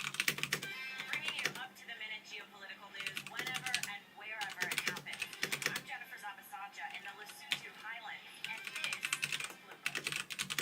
Bloomberg. A redhead across the Bloomberg terminal. Bloomberg has you covered. Trump's global tariffs are struck down by the U.S. Supreme Court. For all the context and clarity, there's going to be now tons of tariff deadlines. I wonder how many shorts positions have been loaded up on NASDAQ by Trump's buddies right now. Trust me, bro. Trust me. Considering we've actually seen it, I mean, we've seen it down, obviously, because of the big jump, but we've been seeing it rebalance. Do you reckon I reckon we'll just see heavy shorts at some point. Heavy shorts. Trading so far to my plan, so cautious, got me going insane. Yeah, you kind of do have to be. You have to be very cautious. But I mean, after 3 p.m. today, we'll see. Bro, my Fed effect said your bias is wrong. You told my Fed I said he's a pussy. Pope Leo XIV is doubling down on condemnation of the Iran war, urging peace and dialogue despite sharp attacks from President Trump. The clash began on Friday when the Pope posted, "God does not bless conflict," slamming the U.S. war. Who the fuck even is my Fed as well? Trump fired back, saying he doesn't want a pope okay with Iran. And what is my bias as well? What is my bias that my Fed thinks I have? Himself as a Christ-like Out of curiosity. healing a sick man. It's not Jeffrey Epstein, although a lot of people have said, is that Jeffrey Epstein? Wall Street's biggest bank said to post a record $18 billion in stock trading revenue. My Fed effect said you're gambling. Yeah, that's what trading is, you dumbass. Anxiety over AI's economic impact. Exactly what trading is. Begins, investors are watching for executive commentary on tensions in the Middle East, as well as private credit and AI. And we got the early look this morning after Goldman Sachs reported at 7:30 a.m. It was a record quarter for equity trading, with fixed income that disappointed, turning us now more on Chris, I mean, shares down somewhat sharply this morning. Rate cut decision 29. What you reckon if this war leads to inflation? 29. What do you reckon if this war leads to inflation? It will definitely lead to inflation. I mean, inflation's already risen from it. I mean, oil's already sitting about $30 above where it already was, 30 to 35, which obviously... I mean, what rate cuts on the 29th? Is that federal or is that the BOE? So we teased, you would tell investors where to put their money. I mean, Let's have a little look. Chris, what are your best bets right now, even knowing that we still have a lot of earnings to come out? We still think the bigger banks are the place to be. We've been big on Citigroup. We like Citigroup not only for the quarter. We think the May 7 Fed. Yeah, Fed. They won't cut interest. Well, they were going to cut interest rates, weren't they? But they're not going to be cutting now. Yeah, the Fed, yeah. My Fed FX said you use his signals, then resell them. the medium to longer term return on equity is going to be really important. And that stock trades at a little over 10.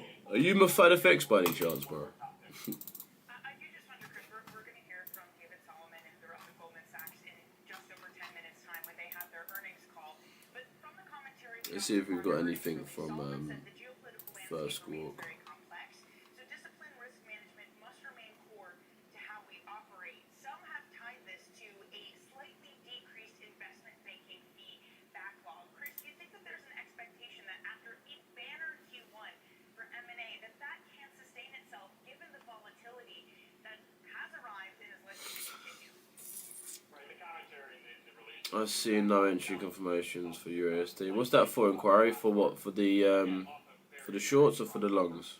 But if you go back into the beginning of the year, as we've been talking I go some dicks or buyers for longer than 5 days. It is impossible, bro. We've got everything flipping. We've got Trump lying. Yeah, no, it ain't easy, bro. It's constantly changing all the time. Constantly changing all the time. What's your opinion on this war, mate? What do you reckon Trump wants to do? It's probably just oil, bro. Probably just oil. Trump probably just wants oil. It's a shit war to start. Should have never started, really, in my opinion. Why is dollar not bullish due to the news that their deal did not hold over the weekend? I mean, it did, bro. I mean, look, we've already had the dollar rise from open. Seen it already rise 0.5%, and where it's at now, it's only 0.25%. So we've had a bit of a retracement, really. And at 3 p.m. the reason why the market's selling off today is because of the potential blockade.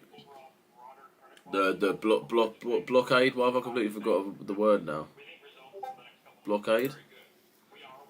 The market's selling before we potentially have the rise up. This is why you don't want to get in too early. We want to see price come down. Turkey going to be next after Iran, probably, bro. Right, and I don't know why bro's mad we ain't getting involved. Go on, it's an excuse to leave now, I reckon.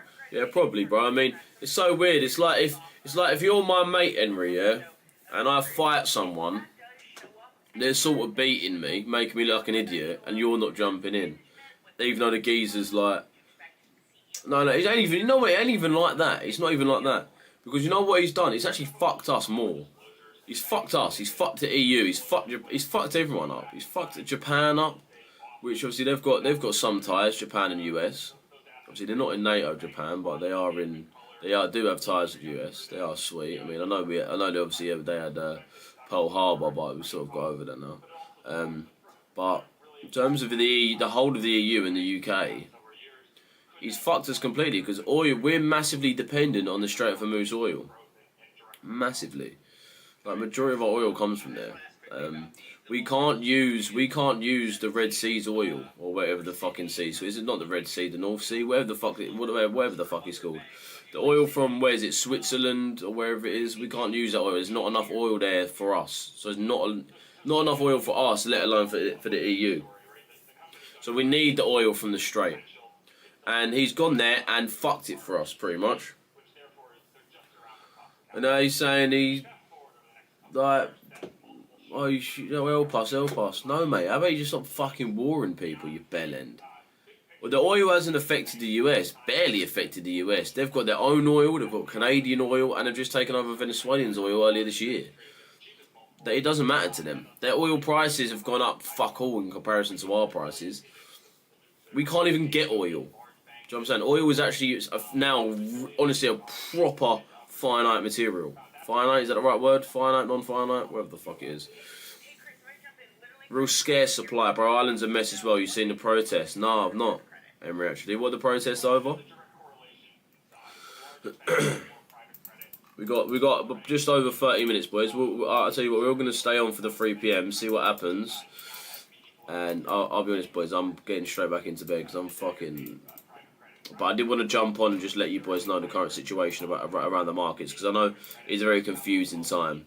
I see the Fed holding rates longer. I do as well. I do. I agree, Cal. I agree. Why is the dollar... which is likely to increase rates faster, ECB or Fed? Probably the ECB. Definitely, in fact, definitely the ECB. 100%. The ECB will hike interest rates quicker than, well, one more and sooner than the Fed if they have to hike interest rates, or if everything else aligns with it. The ECB are have way more breathing room to hike interest rates. The Fed don't want to hike interest rates. The US don't want to hike interest rates because they're in a scenario right now where if they really want to bring manufacturing back, they want to really benefit the country, they're going to have to cut interest rates. If they cut interest rates as well, it would help with the debt situation that the US are currently in. $30 trillion plus of debt, which is massive, right? Massive. So they also, for them to decline that, and also to get the front end and back end yields down, which is favourable for the US because, again, it's just the debt is, you've got to give back a higher yield, you'd rather give back a lower yield. It's quite high, so the US would much prefer to cut interest rates. They'll be cautious about hiking.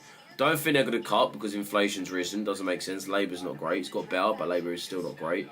Growth's kind of shit. The last quarter's growth was not great in the US. So, yeah, I'm with you there, bro. I think price is going to stick to sort of the same interest we've had. Can you give an overview of the markets at the moment and what to expect tomorrow? It massively, again, boys, it depends what happens at 3 p.m. today. I can't really say anything other than the fact that at 3 p.m. we're going to have the most important news of the week, pretty much. So, it all depends what happens at 3 p.m, bro. But if you come back here at 3 p.m, I'll give you my perspective on it, if obviously it has played out or hasn't played out. They're blocking...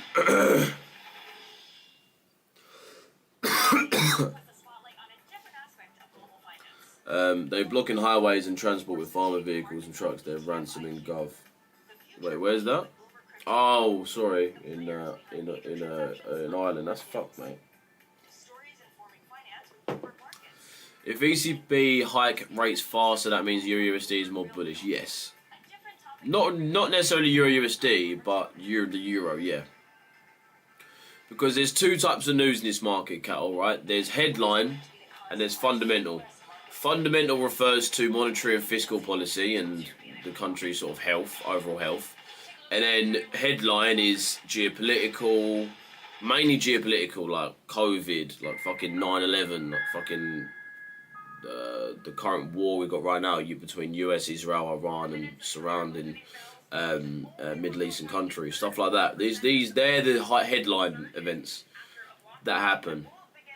So, yeah, you'll see the EU stronger in a sense at some point, but if we still have this geopolitical tension of a risk-off market, then you'd favour the dollar, because headline will come first against monetary policy. Monetary policy is a bit more of a larger sort of perspective, right? So you'd look at the hike of interest rates from a bit more of a further perspective, and you got to think, what's the interest rates of the ECB right now? What, 2.15%? What's the interest rates in the US? 3% higher, 3.25. I can't fully remember, but interest rates are higher in the US. Now the things about interest rates, the higher interest rate your country has, the more investable it is. You've got higher yields for the bond yields, and obviously it's just higher, right? So you'd rather invest your money in a country that has higher interest rates.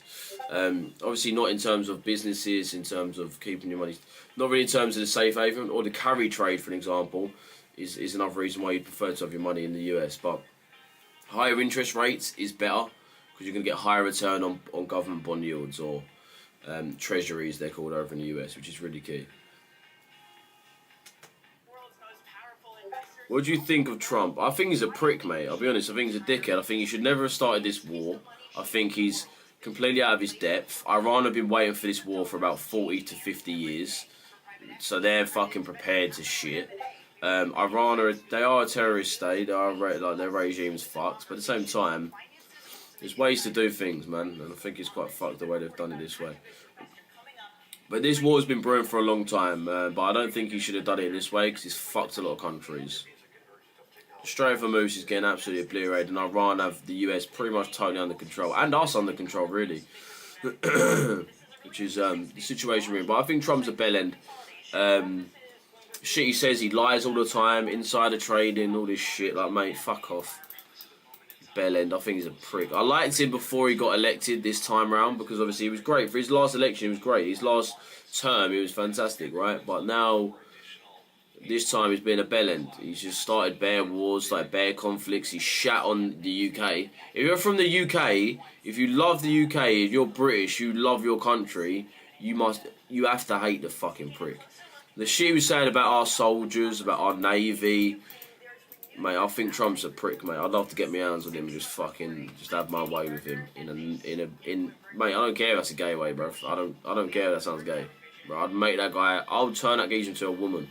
I think he's a prick. I fucking hate him. Fucking hate him. You know what? I think about it, yeah? I think about it constantly, like every other day I think of it. Imagine if he did just get blammed in the head at that fucking, when he was in, where was he? You know when that geezer shot him in the ear? Imagine if he did get blatted in his face. Probably would have been better for the world, mate. Probably would have been better. He's a prick. He knows he's a prick as well, mate. He knows he's a fucking bellend. You can probably tell I don't like him. You ever had family military or served? Yeah, bro. I mean, everyone does, man. If you're from the UK, if you're British, every single one of our family members fought in World War II and World War One. Every single one. Every single one. Everyone. Careful, lad. Gonna get banned again, probably, bro. To be fair, last time I actually got restored. I don't know how. I'm pretty sure it's something bad, but yeah. I'll have my quick talk on that. But that's pretty much it. But no, yeah. In terms of, but the US are a great country, right? They're great. US is great. America's great. Make America great again. Don't even need to make America great again. It's already great. Fucking thing. VIX up above 20. You see the stock market. Yeah, when you see the VIX mark, when you see the VIX above 20, that means it's rising fear. We currently got the VIX at 21.64. Which is which essentially is pumped right back up. It pumped up to about 22. It shows fear in the stock market, which shows price essentially looking at a bit more risk on, risk off. Sorry. So you don't want to favour the stock market. You'd favour True Social. Ukraine whistleblowers buyers concealed from housing. Oh fucking hell. We've just had New York Stock Exchange open as well, boys.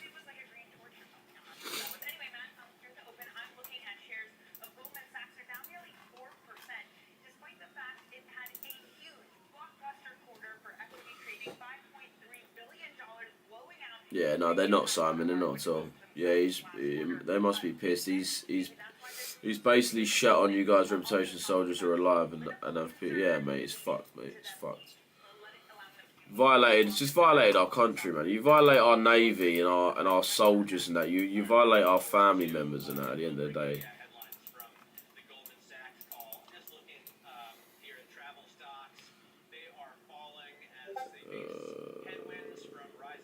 I've heard you've inside information. If I had inside information, mate, I'll be a fucking trillionaire by now. Billionaire. What do you think about Plantier? Is it worth buying? It depends where it's at. Plantier is a good stock to get into. I don't trade stocks, bro. But yeah, what is Plantier's? Where are Plantier up now? I've got a trade with you here, mate. So is it because obviously I'm assuming Plantier's gone down, just considering the stock market at the moment. Can I look at the chart? It's not let me look at the chart.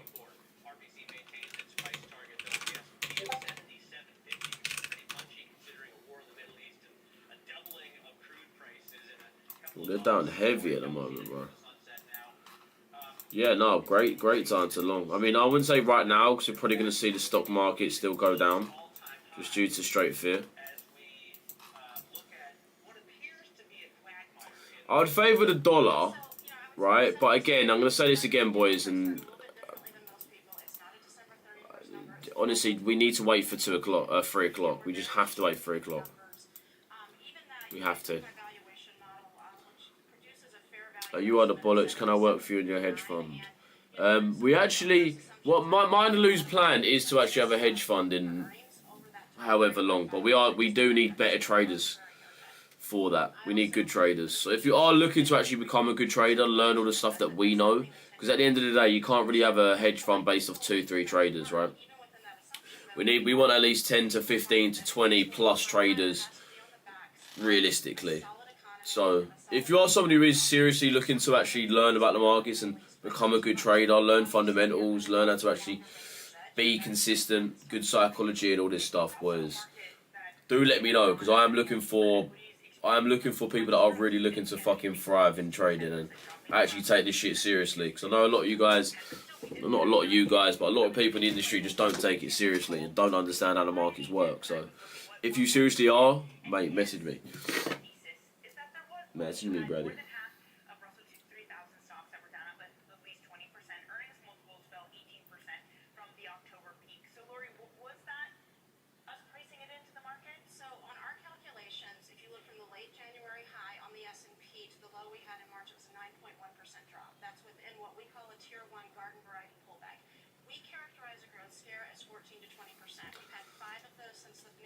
What's up, man, bro?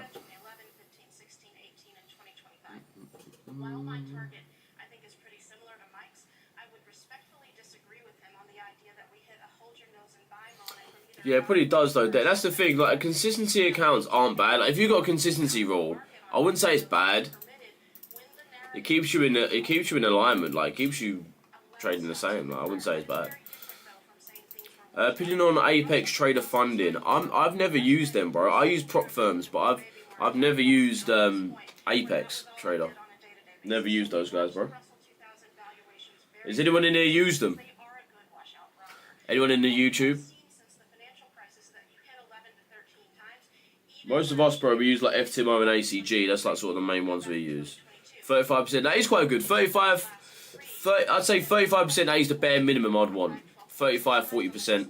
35 is good because it's pretty much like you need to place like 3 trades, right, to be consistent. 3, I'd say always say 4 just in case. But 4 trades before you get a payout, pretty much. So it's not bad. I don't think it's bad at all. I think if you've got a consistency rule, it's not. It doesn't completely limit you.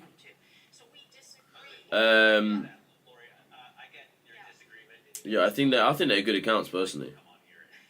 They're not awful, especially when you're learning, right? Because when it comes to learning, boys, you don't need to always be earning the most amount of money. It's about learning. It's about being consistent. So I think it's good. Funding pips, 95% payout split. Nice, bro. What type of account is that, Faith? Is that just like a normal 2-step? A normal 2-step, bro. And if I pass the eval and go live, I get daily payouts on 80% with no consistency in live stage. Yeah, that's quite cool. Funding Pips Pro account. Oh, okay. Wait, is that the consistency ones, Darren? There's a lot. There's actually a firm. Who's the firm that does? There is a firm that do instant funded.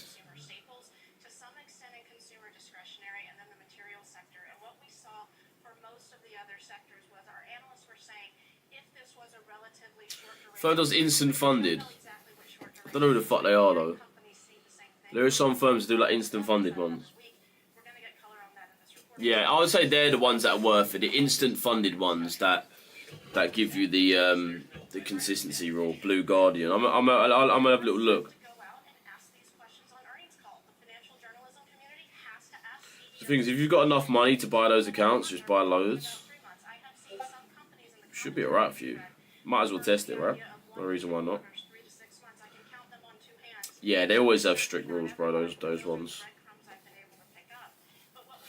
What are some of the rules?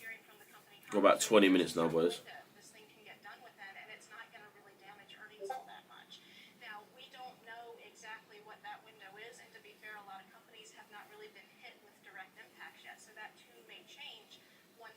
Oh, that's a non-pro.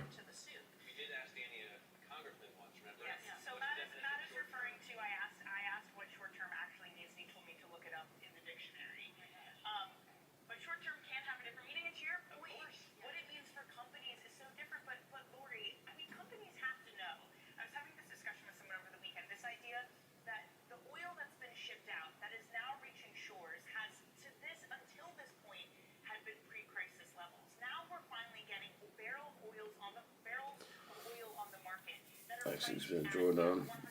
Yeah, it's not awful. No more than 1% loss per trade. Yeah, that's good. So 1% risk. 125k, 70, 50 a day, 1.5 total. That's not bad, bro. I wouldn't say that's bad at all.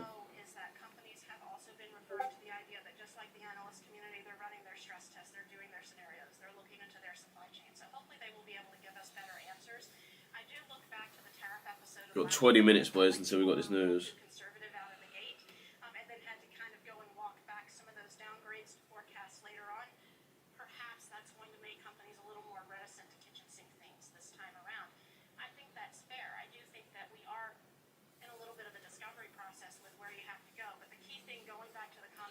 Quite a good point.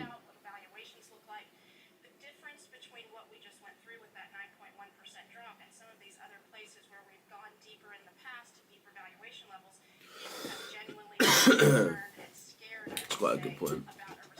I closed a trade once with no stop loss and it was over 250, so they reduced profit share to 50%. That's jarring. But at least it didn't take your account away though. Did you go against a trade? Did you go against a rule?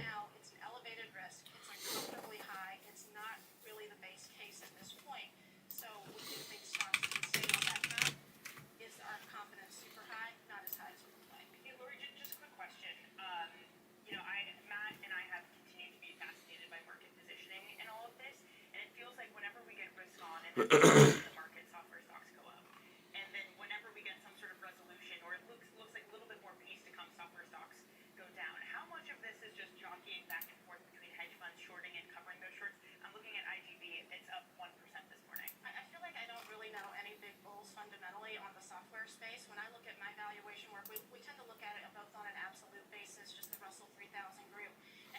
Okay, lad, just ignore me. What did you say, bro? The semis, it hit some interesting lows where I get a little.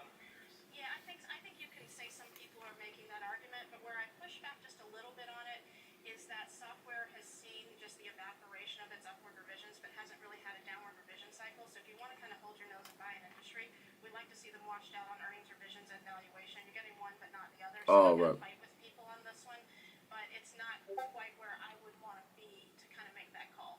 I do think generally though, when we're in this tier one pullback kind of drawdown, that people are playing safety through tech, through longer term secular growth, and obviously that thesis has been challenged here. But a lot of people do also do this stuff through ETFs, right? Where the broad market does have a decent amount of exposure here as well. Yeah. Again, up 1% this morning in a market that's overall down. Lori, thank you so much for joining. We're just out of time.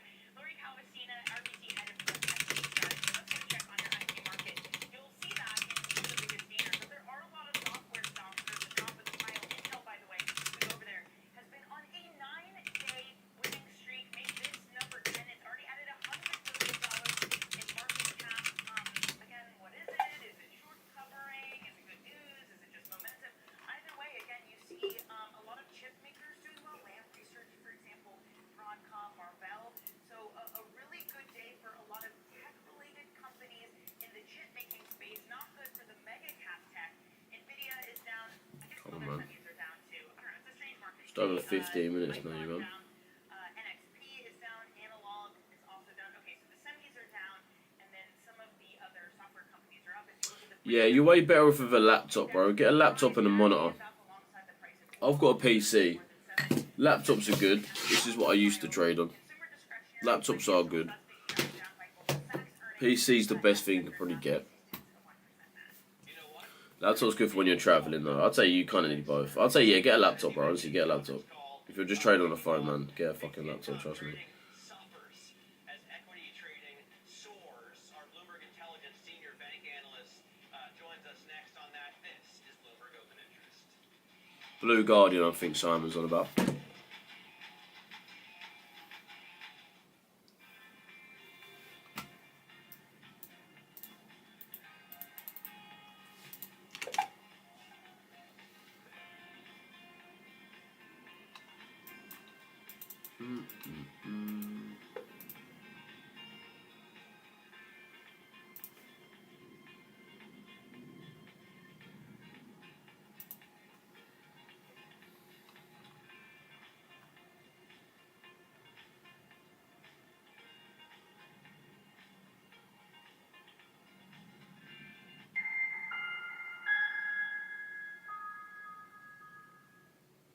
I'm Alex Rodriguez.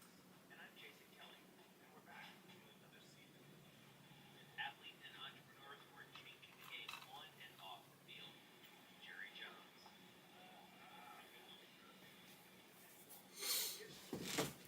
I took a long and GU target London Hype. I'm going to trade pretty late, yeah. That's alright. Eric and Ayers Benon. A high energy. Very passionate. Have a lot of up in our zone. I would like buyers with flags. That is still like mandated all of my businesses. Justin Tuck.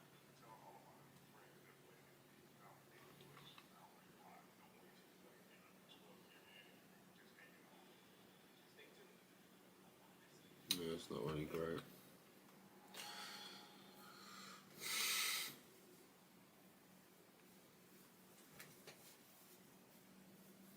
I'll be honest, bro. Most of these prop firms, like, if they are not great, we could just go on social media and just fucking violate them. Today from Wall Street to Washington.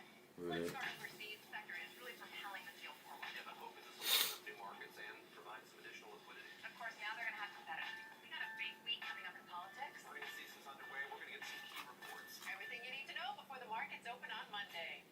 Introducing Bloomberg this weekend, bringing a little Bloomberg into your weekend routine. Guys, look alive. It's a multi-trillion-dollar industry. We'll show you what's happening in ETFs like no one else. ETF IQ, only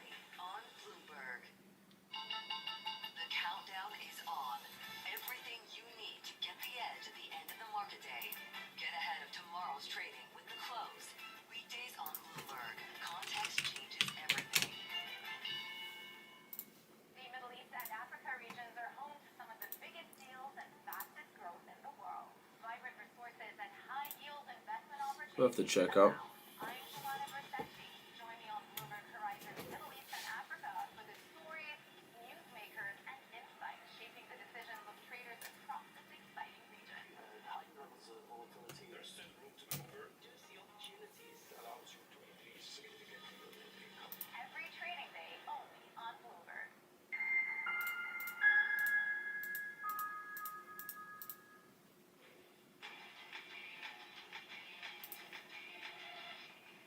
15 minutes is your trading day. Let's get some top calls. The analyst action we're watching. First up, Bank of America.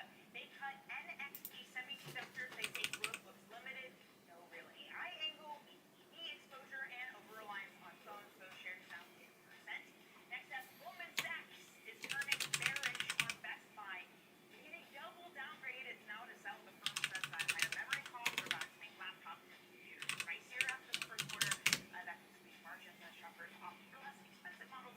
Shares down 2.8%. Finally, Oppenheimer, they've upgraded Blackstone, saying that the firm is a high-quality company. Now, I haven't got a fund at the moment, bro. level sees current dislocation. We're still looking for traders for it. Opportunity for investors. Shares up 1. At the moment, we're still trading prop firms. All right, now Goldman Sachs equity traders, as we've been telling you, beat their own quarterly revenue record by more than $1 billion and made a new Guinness Book of World Records record for equity revenue, $5.33 billion in a quarter. But shares are down as bond traders missed expectations. Spring and Bloomberg Intelligence senior U.S. bank analyst Herman Chang here with us at the desk. So Herman, fixed income trading revenue as well as currencies and commodities missed by, I feel like, a lot. $800 million, the street's estimate, and down 10% on the same quarter last year. Why? Right. So heading into the quarter, the increased volatility that we saw in March was God, just over 10 minutes now, lads. for trading, especially in FIC across the group. So you can point to the fact that JP Morgan and Citi were expecting trading revenue to be up 15% this quarter year over year, and then Goldman comes out and misses. So that's the reason why I think a lot of folks got caught off guard. By the way, when you see a big miss like that, do you and Allison Williams and Neil Sipes, do you all read Do I apply it? your estimates Bro. for the banks coming out tomorrow? So hear what you said. I said we don't have a fund at the moment. Does put a bit more of a damper on expectations going forward. We'll see tomorrow if Goldman was more of an outlier or if this was more of something more systemic across the group for the quarter. But right now we're just in a wait Come on. because 10 minutes now. this was such a surprise for the entire group. It's nice we're seeing price come nice and low. We still haven't seen EU at the Friday 50 yet. Trying to decide or decipher why the stock is down 3.5%. If it has to do anything from also Solomon's comments about stress and concern around geopolitical activity and investment. See how we get around this Friday 50. Weaker than it was at this time last year. Can such a strong quarter continue, especially given macro stresses? Right. So I would say there Your reasons why you. was something, and also the Let's see if we got some more stuff from Alex so far. strong M&A activity, and the comments today sort of put a damper on No. that. That being said, we'll An Iranian drone, and what France just said could change the future of the war. But so this makes sense, I have to bring you back to something that happened on March the 30th, nearly 2 weeks ago now. And on that date, one of France's top generals announced that they have sent 4 Tiger attack helicopters to the Middle East, specifically to the UAE. Those 4 helicopters were deployed alongside 6 Friday French 50 now. Rafale fighter jets. Now all of those aircraft, some breaking Fair play, France LFX. just What are you aiming for in that one, bro? Some breaking news. America has sent the first warships through the Strait of Hormuz, but Iran has threatened to bomb them and restart the war. First, America said, quote, for the first time, 2 of our destroyers I have got late passed last the night, I Strait think. of Hormuz. But Iran just said, quote, any US military ship will be attacked within 30 minutes if it attempts to cross the strait. And some breaking news. The American vice president just landed in Pakistan, and now he's having peace talks with Iran. But you need to know the reports say that already the peace talks are not going very well, and the 2 countries are already disagreeing. And you need to know the consequences that this could have. But first, yesterday, some breaking news. The UK has just exposed themselves. Brilliant.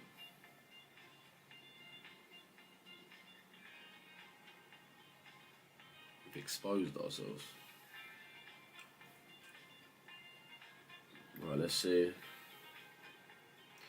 10 minutes now, lads.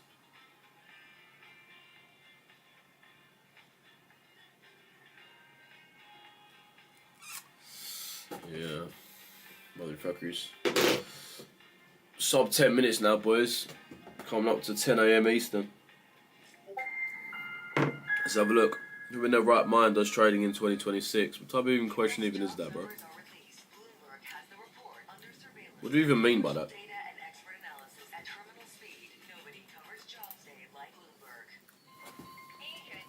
What is the? What do you even mean?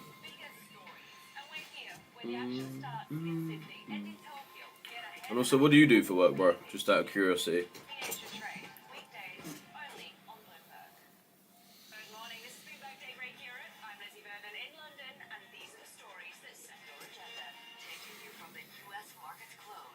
What a nice touch of that Friday 50, though.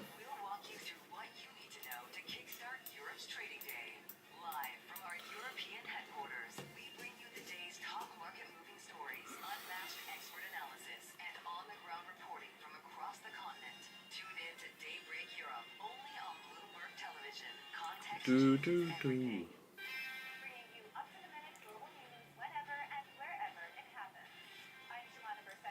You should take out. I'll take out in longs. Yeah. It's hard, mate. To be honest, if you want to be on the safe side, I say do. President Trump's blockade deadline approaches in just 7 minutes' time, 10 a.m. Eastern. Bloomberg opinion columnist Mark Champion warning that the strategy could backfire. Quote, the blockade itself is a throwdown the U.S. can't win. He joins us now. Mark, why is this? It's quite hard. Shut up and mellow at 1% prof. It just shut up and mellowed at 1% prof. Yeah. Are you in? Is it EU you're into? Miguel, are you gonna answer me as well, bro? Or is that conversation over? Just gonna say one point and then skip over it. Iran.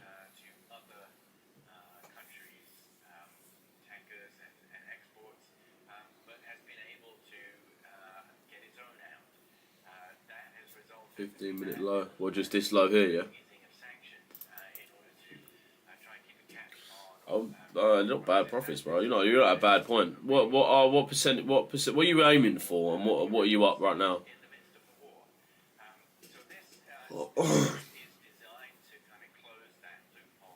Fucking hell.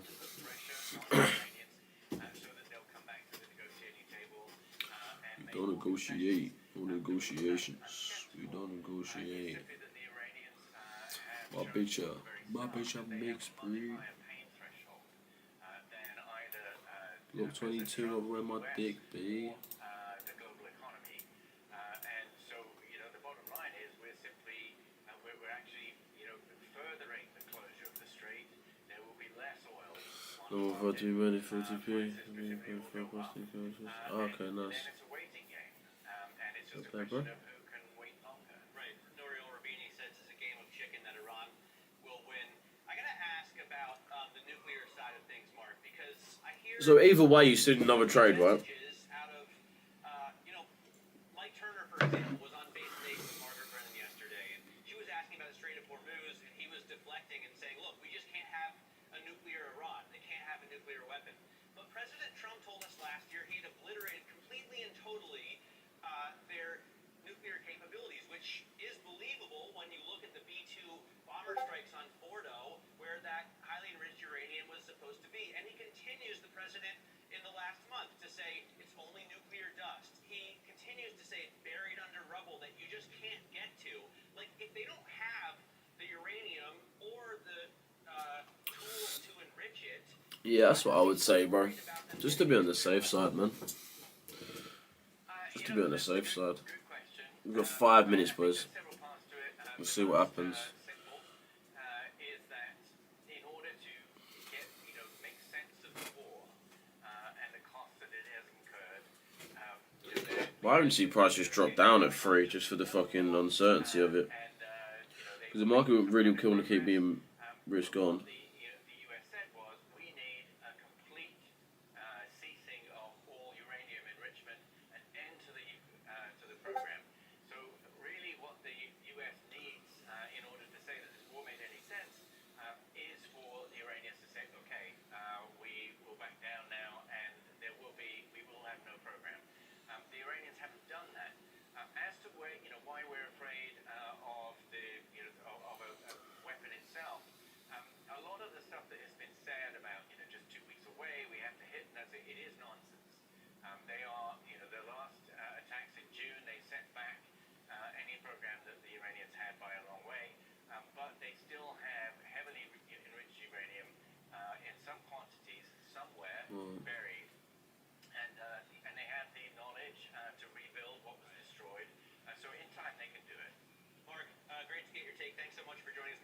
websites for Bloomberg Opinion. If you've got a terminal in front of you, you can type OPIN GO to see all of Bloomberg Opinion's stories. Coming up in the next hour, Ethan Devitt tells us if she would buy the dip, what little dip there is. Plus, the 3 CEO of minutes. Slate Auto talks about a $20,000 pickup truck. Imagine if the world just ends in 3 minutes. You remember, like, if you was in, do you remember, like, there was at one point where it was all like, if you're like near my age, like, there was a point when you're in school where there was like this thing went around on social media where, like, the world was gonna end supposedly, and like we all believed it. Like 95% of us believed it. We all told our mums and that, it was like, Mum, like, the world's gonna end in like 4 days. Like, what are we gonna do? What are we gonna do? Even though we were still going to school every day, still fucking pissing about. Who remembers that, man?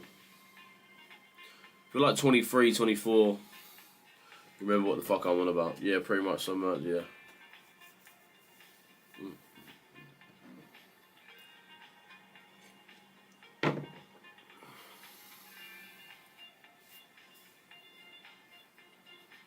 Come on, broski. I'm good, Clips. How you doing, my brody?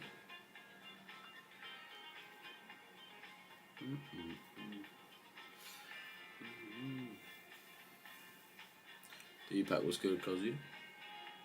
Tariffs, I think, are probably the first time in my career I've had to deal with like a fundamental change in government policy in terms of how we think about how markets work. That The sound was challenge, good, bro. especially within my supply chain, is now how do you have enough You didn't go at her. initiatives to offset the Second day increasing in. cost of all the products? What country is that, bro? You just move your What is that, Dominican Republic or out of something? China and into the US. Well, good, bro, trying to survive in these markets is a bit of a fucking minefield, isn't it? It's not that easy, but we No, do it's not have Dominican flexibility. Republic, is it? And we had been prior to What flag is that? prior Oh, you're in the to Phillies. this, Is that a we had been on Filipino a flag? journey to diversify our So footprint it is. among Nice, bro. How's it out there, bro? I've never been there. Years ago, roughly 65% of our That's toy sick. game volume was coming from China. Today, as we enter Well, I mean, into I've plainly not been there. 2025, That that would was fucking. around 50%. The market at 1 p.m. feels weird. Yeah, trust. What's the time for you now? Must be like evening time now, isn't it? Like sort of near enough night. Into 2027. For us, I mean, if tariffs stay, if tariffs go, it's never good to have so much of your manufacturing base centered on one geography. We think diversification is good, but it does take a bit of time to get vendors and suppliers up to speed. Quality is a big deal, especially when you're dealing with toys and kids. It's not an instantaneous thing, but it's not also a 5-year 10 p.m., yeah. scratch.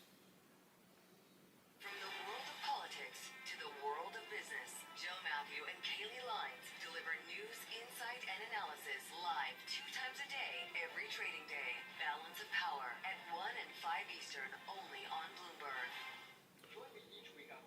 We've got about 10 seconds, boys. See what happens. Markets, economics, tech, and climate. More than what you need to know, it's what you need to think about.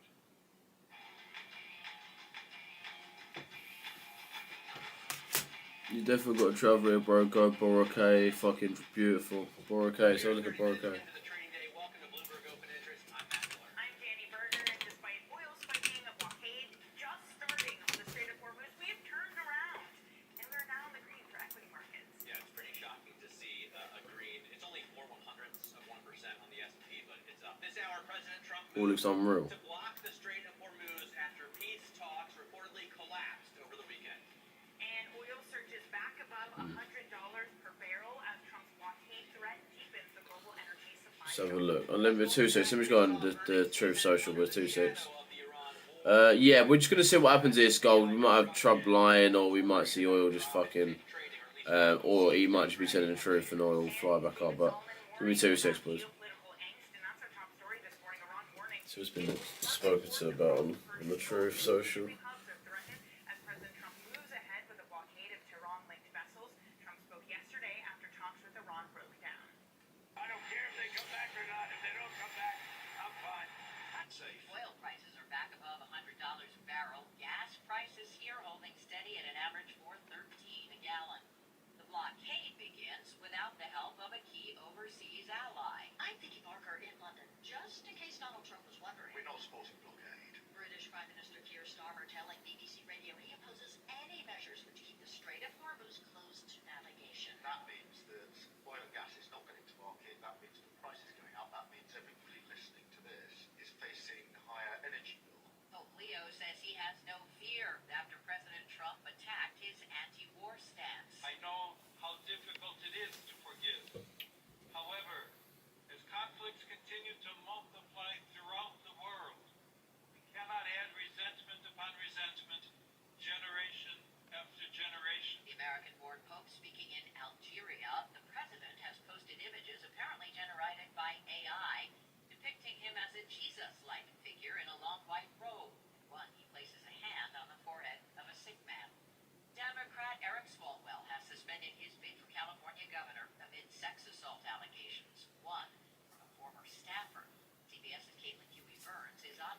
Nothing's really come out in truth yet. Insisting that he'll fight what he calls false allegations, even as some of his own colleagues are calling on him to leave Congress. Only 6 House members have ever been expelled, the most recent, George Santos.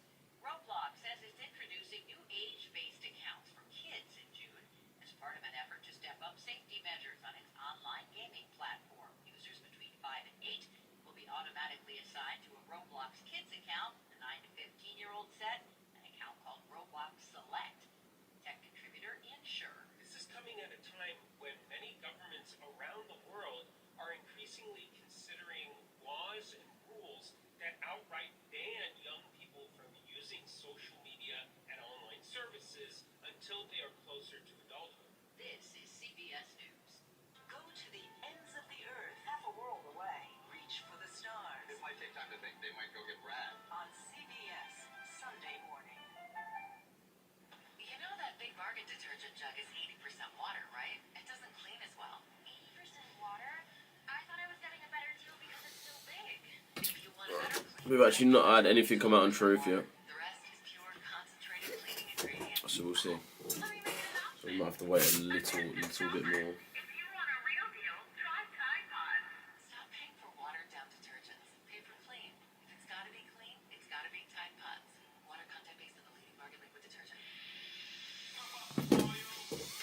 Business moves fast. Orders roll in. Deadlines close in. When you ship with USPS Ground Advantage, you can keep up with confidence. Every package We'll see. our secure network from door to door. And with nationwide reach, dependable tracking, and upfront affordable pricing, you get built-in peace of mind. You run the business. We run the routes. Visit USPS.com/ground advantage to learn more. 5 degrees outside, and you know, you go to Green Jacket of the Masters on CBS. is a rare repeat winner. He's the first to go back-to-back at golf's biggest events. It's Tiger Woods in 2002. I just can't believe I waited 17 years to get one green jacket and I get 2 in a row. McIlroy, who gave up a Is it so? 6-shot lead during the tournament. What do you think Price is likely to do based on what you're learning on this channel? Oh, Steve Kathan, CBS News. A rap star is on the mend. Offset returned to the stage just days after he was shot outside a casino in Florida. He was wheeled into the Except that Prado University 50 of is so Arkansas nice as well over now. the weekend. Video posted to his Instagram account shows the rapper being unstrapped and standing up and performing a set list that included Bad and Bougie with his band Migos. Deborah Rodriguez, CBS. Right, that's the last thing I sing to you on Bluebird today. Account shows the rapper being unstrapped outside a casino in Florida. What is this? Turned I believe I waited 17 years to get one green jacket and I get 2 in a row. McIlroy, who gave up a 6-shot lead during the tournament, edged Scotty Scheffler by 1 stroke. Steve Kathan, CBS News. A rap star is on the mend. Offset returned to the stage just days after he was shot outside a casino in Florida. He was wheeled into the University of Arkansas's Row Fest over the weekend. Video posted to his Instagram account shows the rapper being unstrapped and standing up and performing a set list that included Bad and Bougie with his band Migos. Deborah Rodriguez. With his band, Migos. Brilliant. As well here, I'm a big fan of NJIT.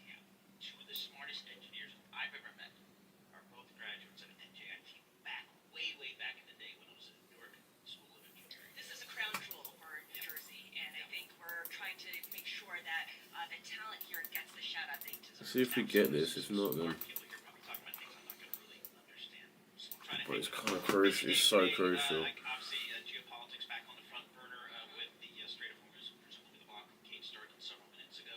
Yes. 10 a.m. Wall Street time. We'll stay on top of that news. We'll do that with Dan Williams. He's a reporter for Bloomberg News. He's based in Jerusalem. He'll give us the latest reporting there. Bailey Lipschultz, Bloomberg News senior equities reporter. Mr. Ackman, Pershing Square. They're going to do an IPO. That's going to be. This is not his first go No, round. it's He's not. tried this before. He has so tried this better luck before. this time. Yeah, we're starting to get some earnings as well from the big banks. Goldman Sachs was today, so we'll talk to Neil Sipes, Bloomberg Intelligence. He's the smart guy on that. And then Rob Barnett is going to join us here. We'll talk about the commodity space, particularly oil here. We do have oil up a little bit here, about 5% here trading today, but the stocks are mixed. So go figure out what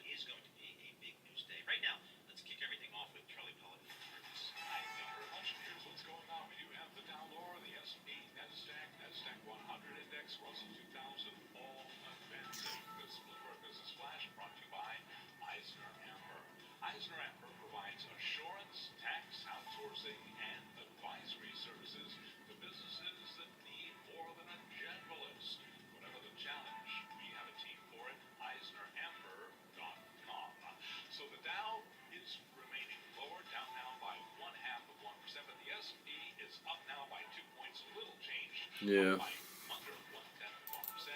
NASDAQ up 56. Of course, it didn't come to the Friday 50 as well, which is actually kind of jarring. VIX just above 20 with the 10-year at 4.31%. The 2-year is currently only 3.79%. Gold, meanwhile, down 0.5%, 47.24 the ounce. Oil, the big story. West Texas Intermediate crude holding above $100 a barrel, up 4.4%. Brent crude 99.83, up by 4.9%. This is President Trump's deadline hits for the U.S. to begin a blockade of the Strait of Hormuz, testing the durability of a fragile ceasefire with Iran, and intensifying global energy prices. In the meantime, Lori Calvasina, the head of U.S. equity strategy at RBC Capital Markets, was on surveillance this morning. She told us she does see the S&P 500 continuing to power higher. Look, we reiterated our 7750 12-month S&P 500 price target this morning. I know it seems odd timing. We do this monthly. It was time to do it. I was a little bit behind because of spring break. Also had the Pope respond to him. The reality is, when we worked through the math, what we saw was that sentiment has been incredibly bearish. That's an often good springboard when you're in periods. Yeah, that's it, Bobby. I would stress not at hold your nose and buy levels, but for a more contained Yeah, that's it. crisis Father. market correction, we did the damage we needed to do. Lori Calvasina of RBC, so she says 77.50, putting that in context, 68.17 where the S&P stands right now. This morning we did hear from Goldman Sachs. Shares trading lower after earnings, down now by 4.4%. Tomorrow, JP Morgan Chase down now by 0.7%. Recapping S&P 500 index up by just about half a point. I'm Charlie Pellet. Paul and Scarlett back now to NJIT. All right, Chad Powell, thank you so much. We appreciate that. It's Scarlett Fu, Paul Sweeney. We are broadcasting live from the New Jersey Institute of Technology, NJIT, for those of us that are Jersey natives. Here in Newark, New Jersey. Let's see if we can actually have the maritime ship finder. Yeah, it feels pretty quiet given all the news flow. We had this peace talk that went on for more than 20 hours over the weekend that yielded nothing, at least for now. And the U.S. has now begun this blockade that the president threatened in the Strait of Hormuz, and we'll see how that all shakes out. But for now, oil prices are higher, but they're not elevated to the extent that we've seen during other periods of this war. Right, and there are off the highs here of the day. All right, let's take a look at some of the stocks on the move today. We can do that with Bloomberg's Avalon, Purnell. Avalon, what are you looking at? Well, we can go ahead and start off with Goldman Sachs. That's ticker GS. It's falling about 4% today for its biggest intraday drop in a month. That's after the investment bank reported fixed sales and trading for the first quarter that fell pretty short of expectations. And for those unfamiliar, fixed stands for fixed income, currencies, and commodities. Evercore said that while this was an all-in strong quarter for Goldman, it feels like a semi-typical sell the news. Fuck all that.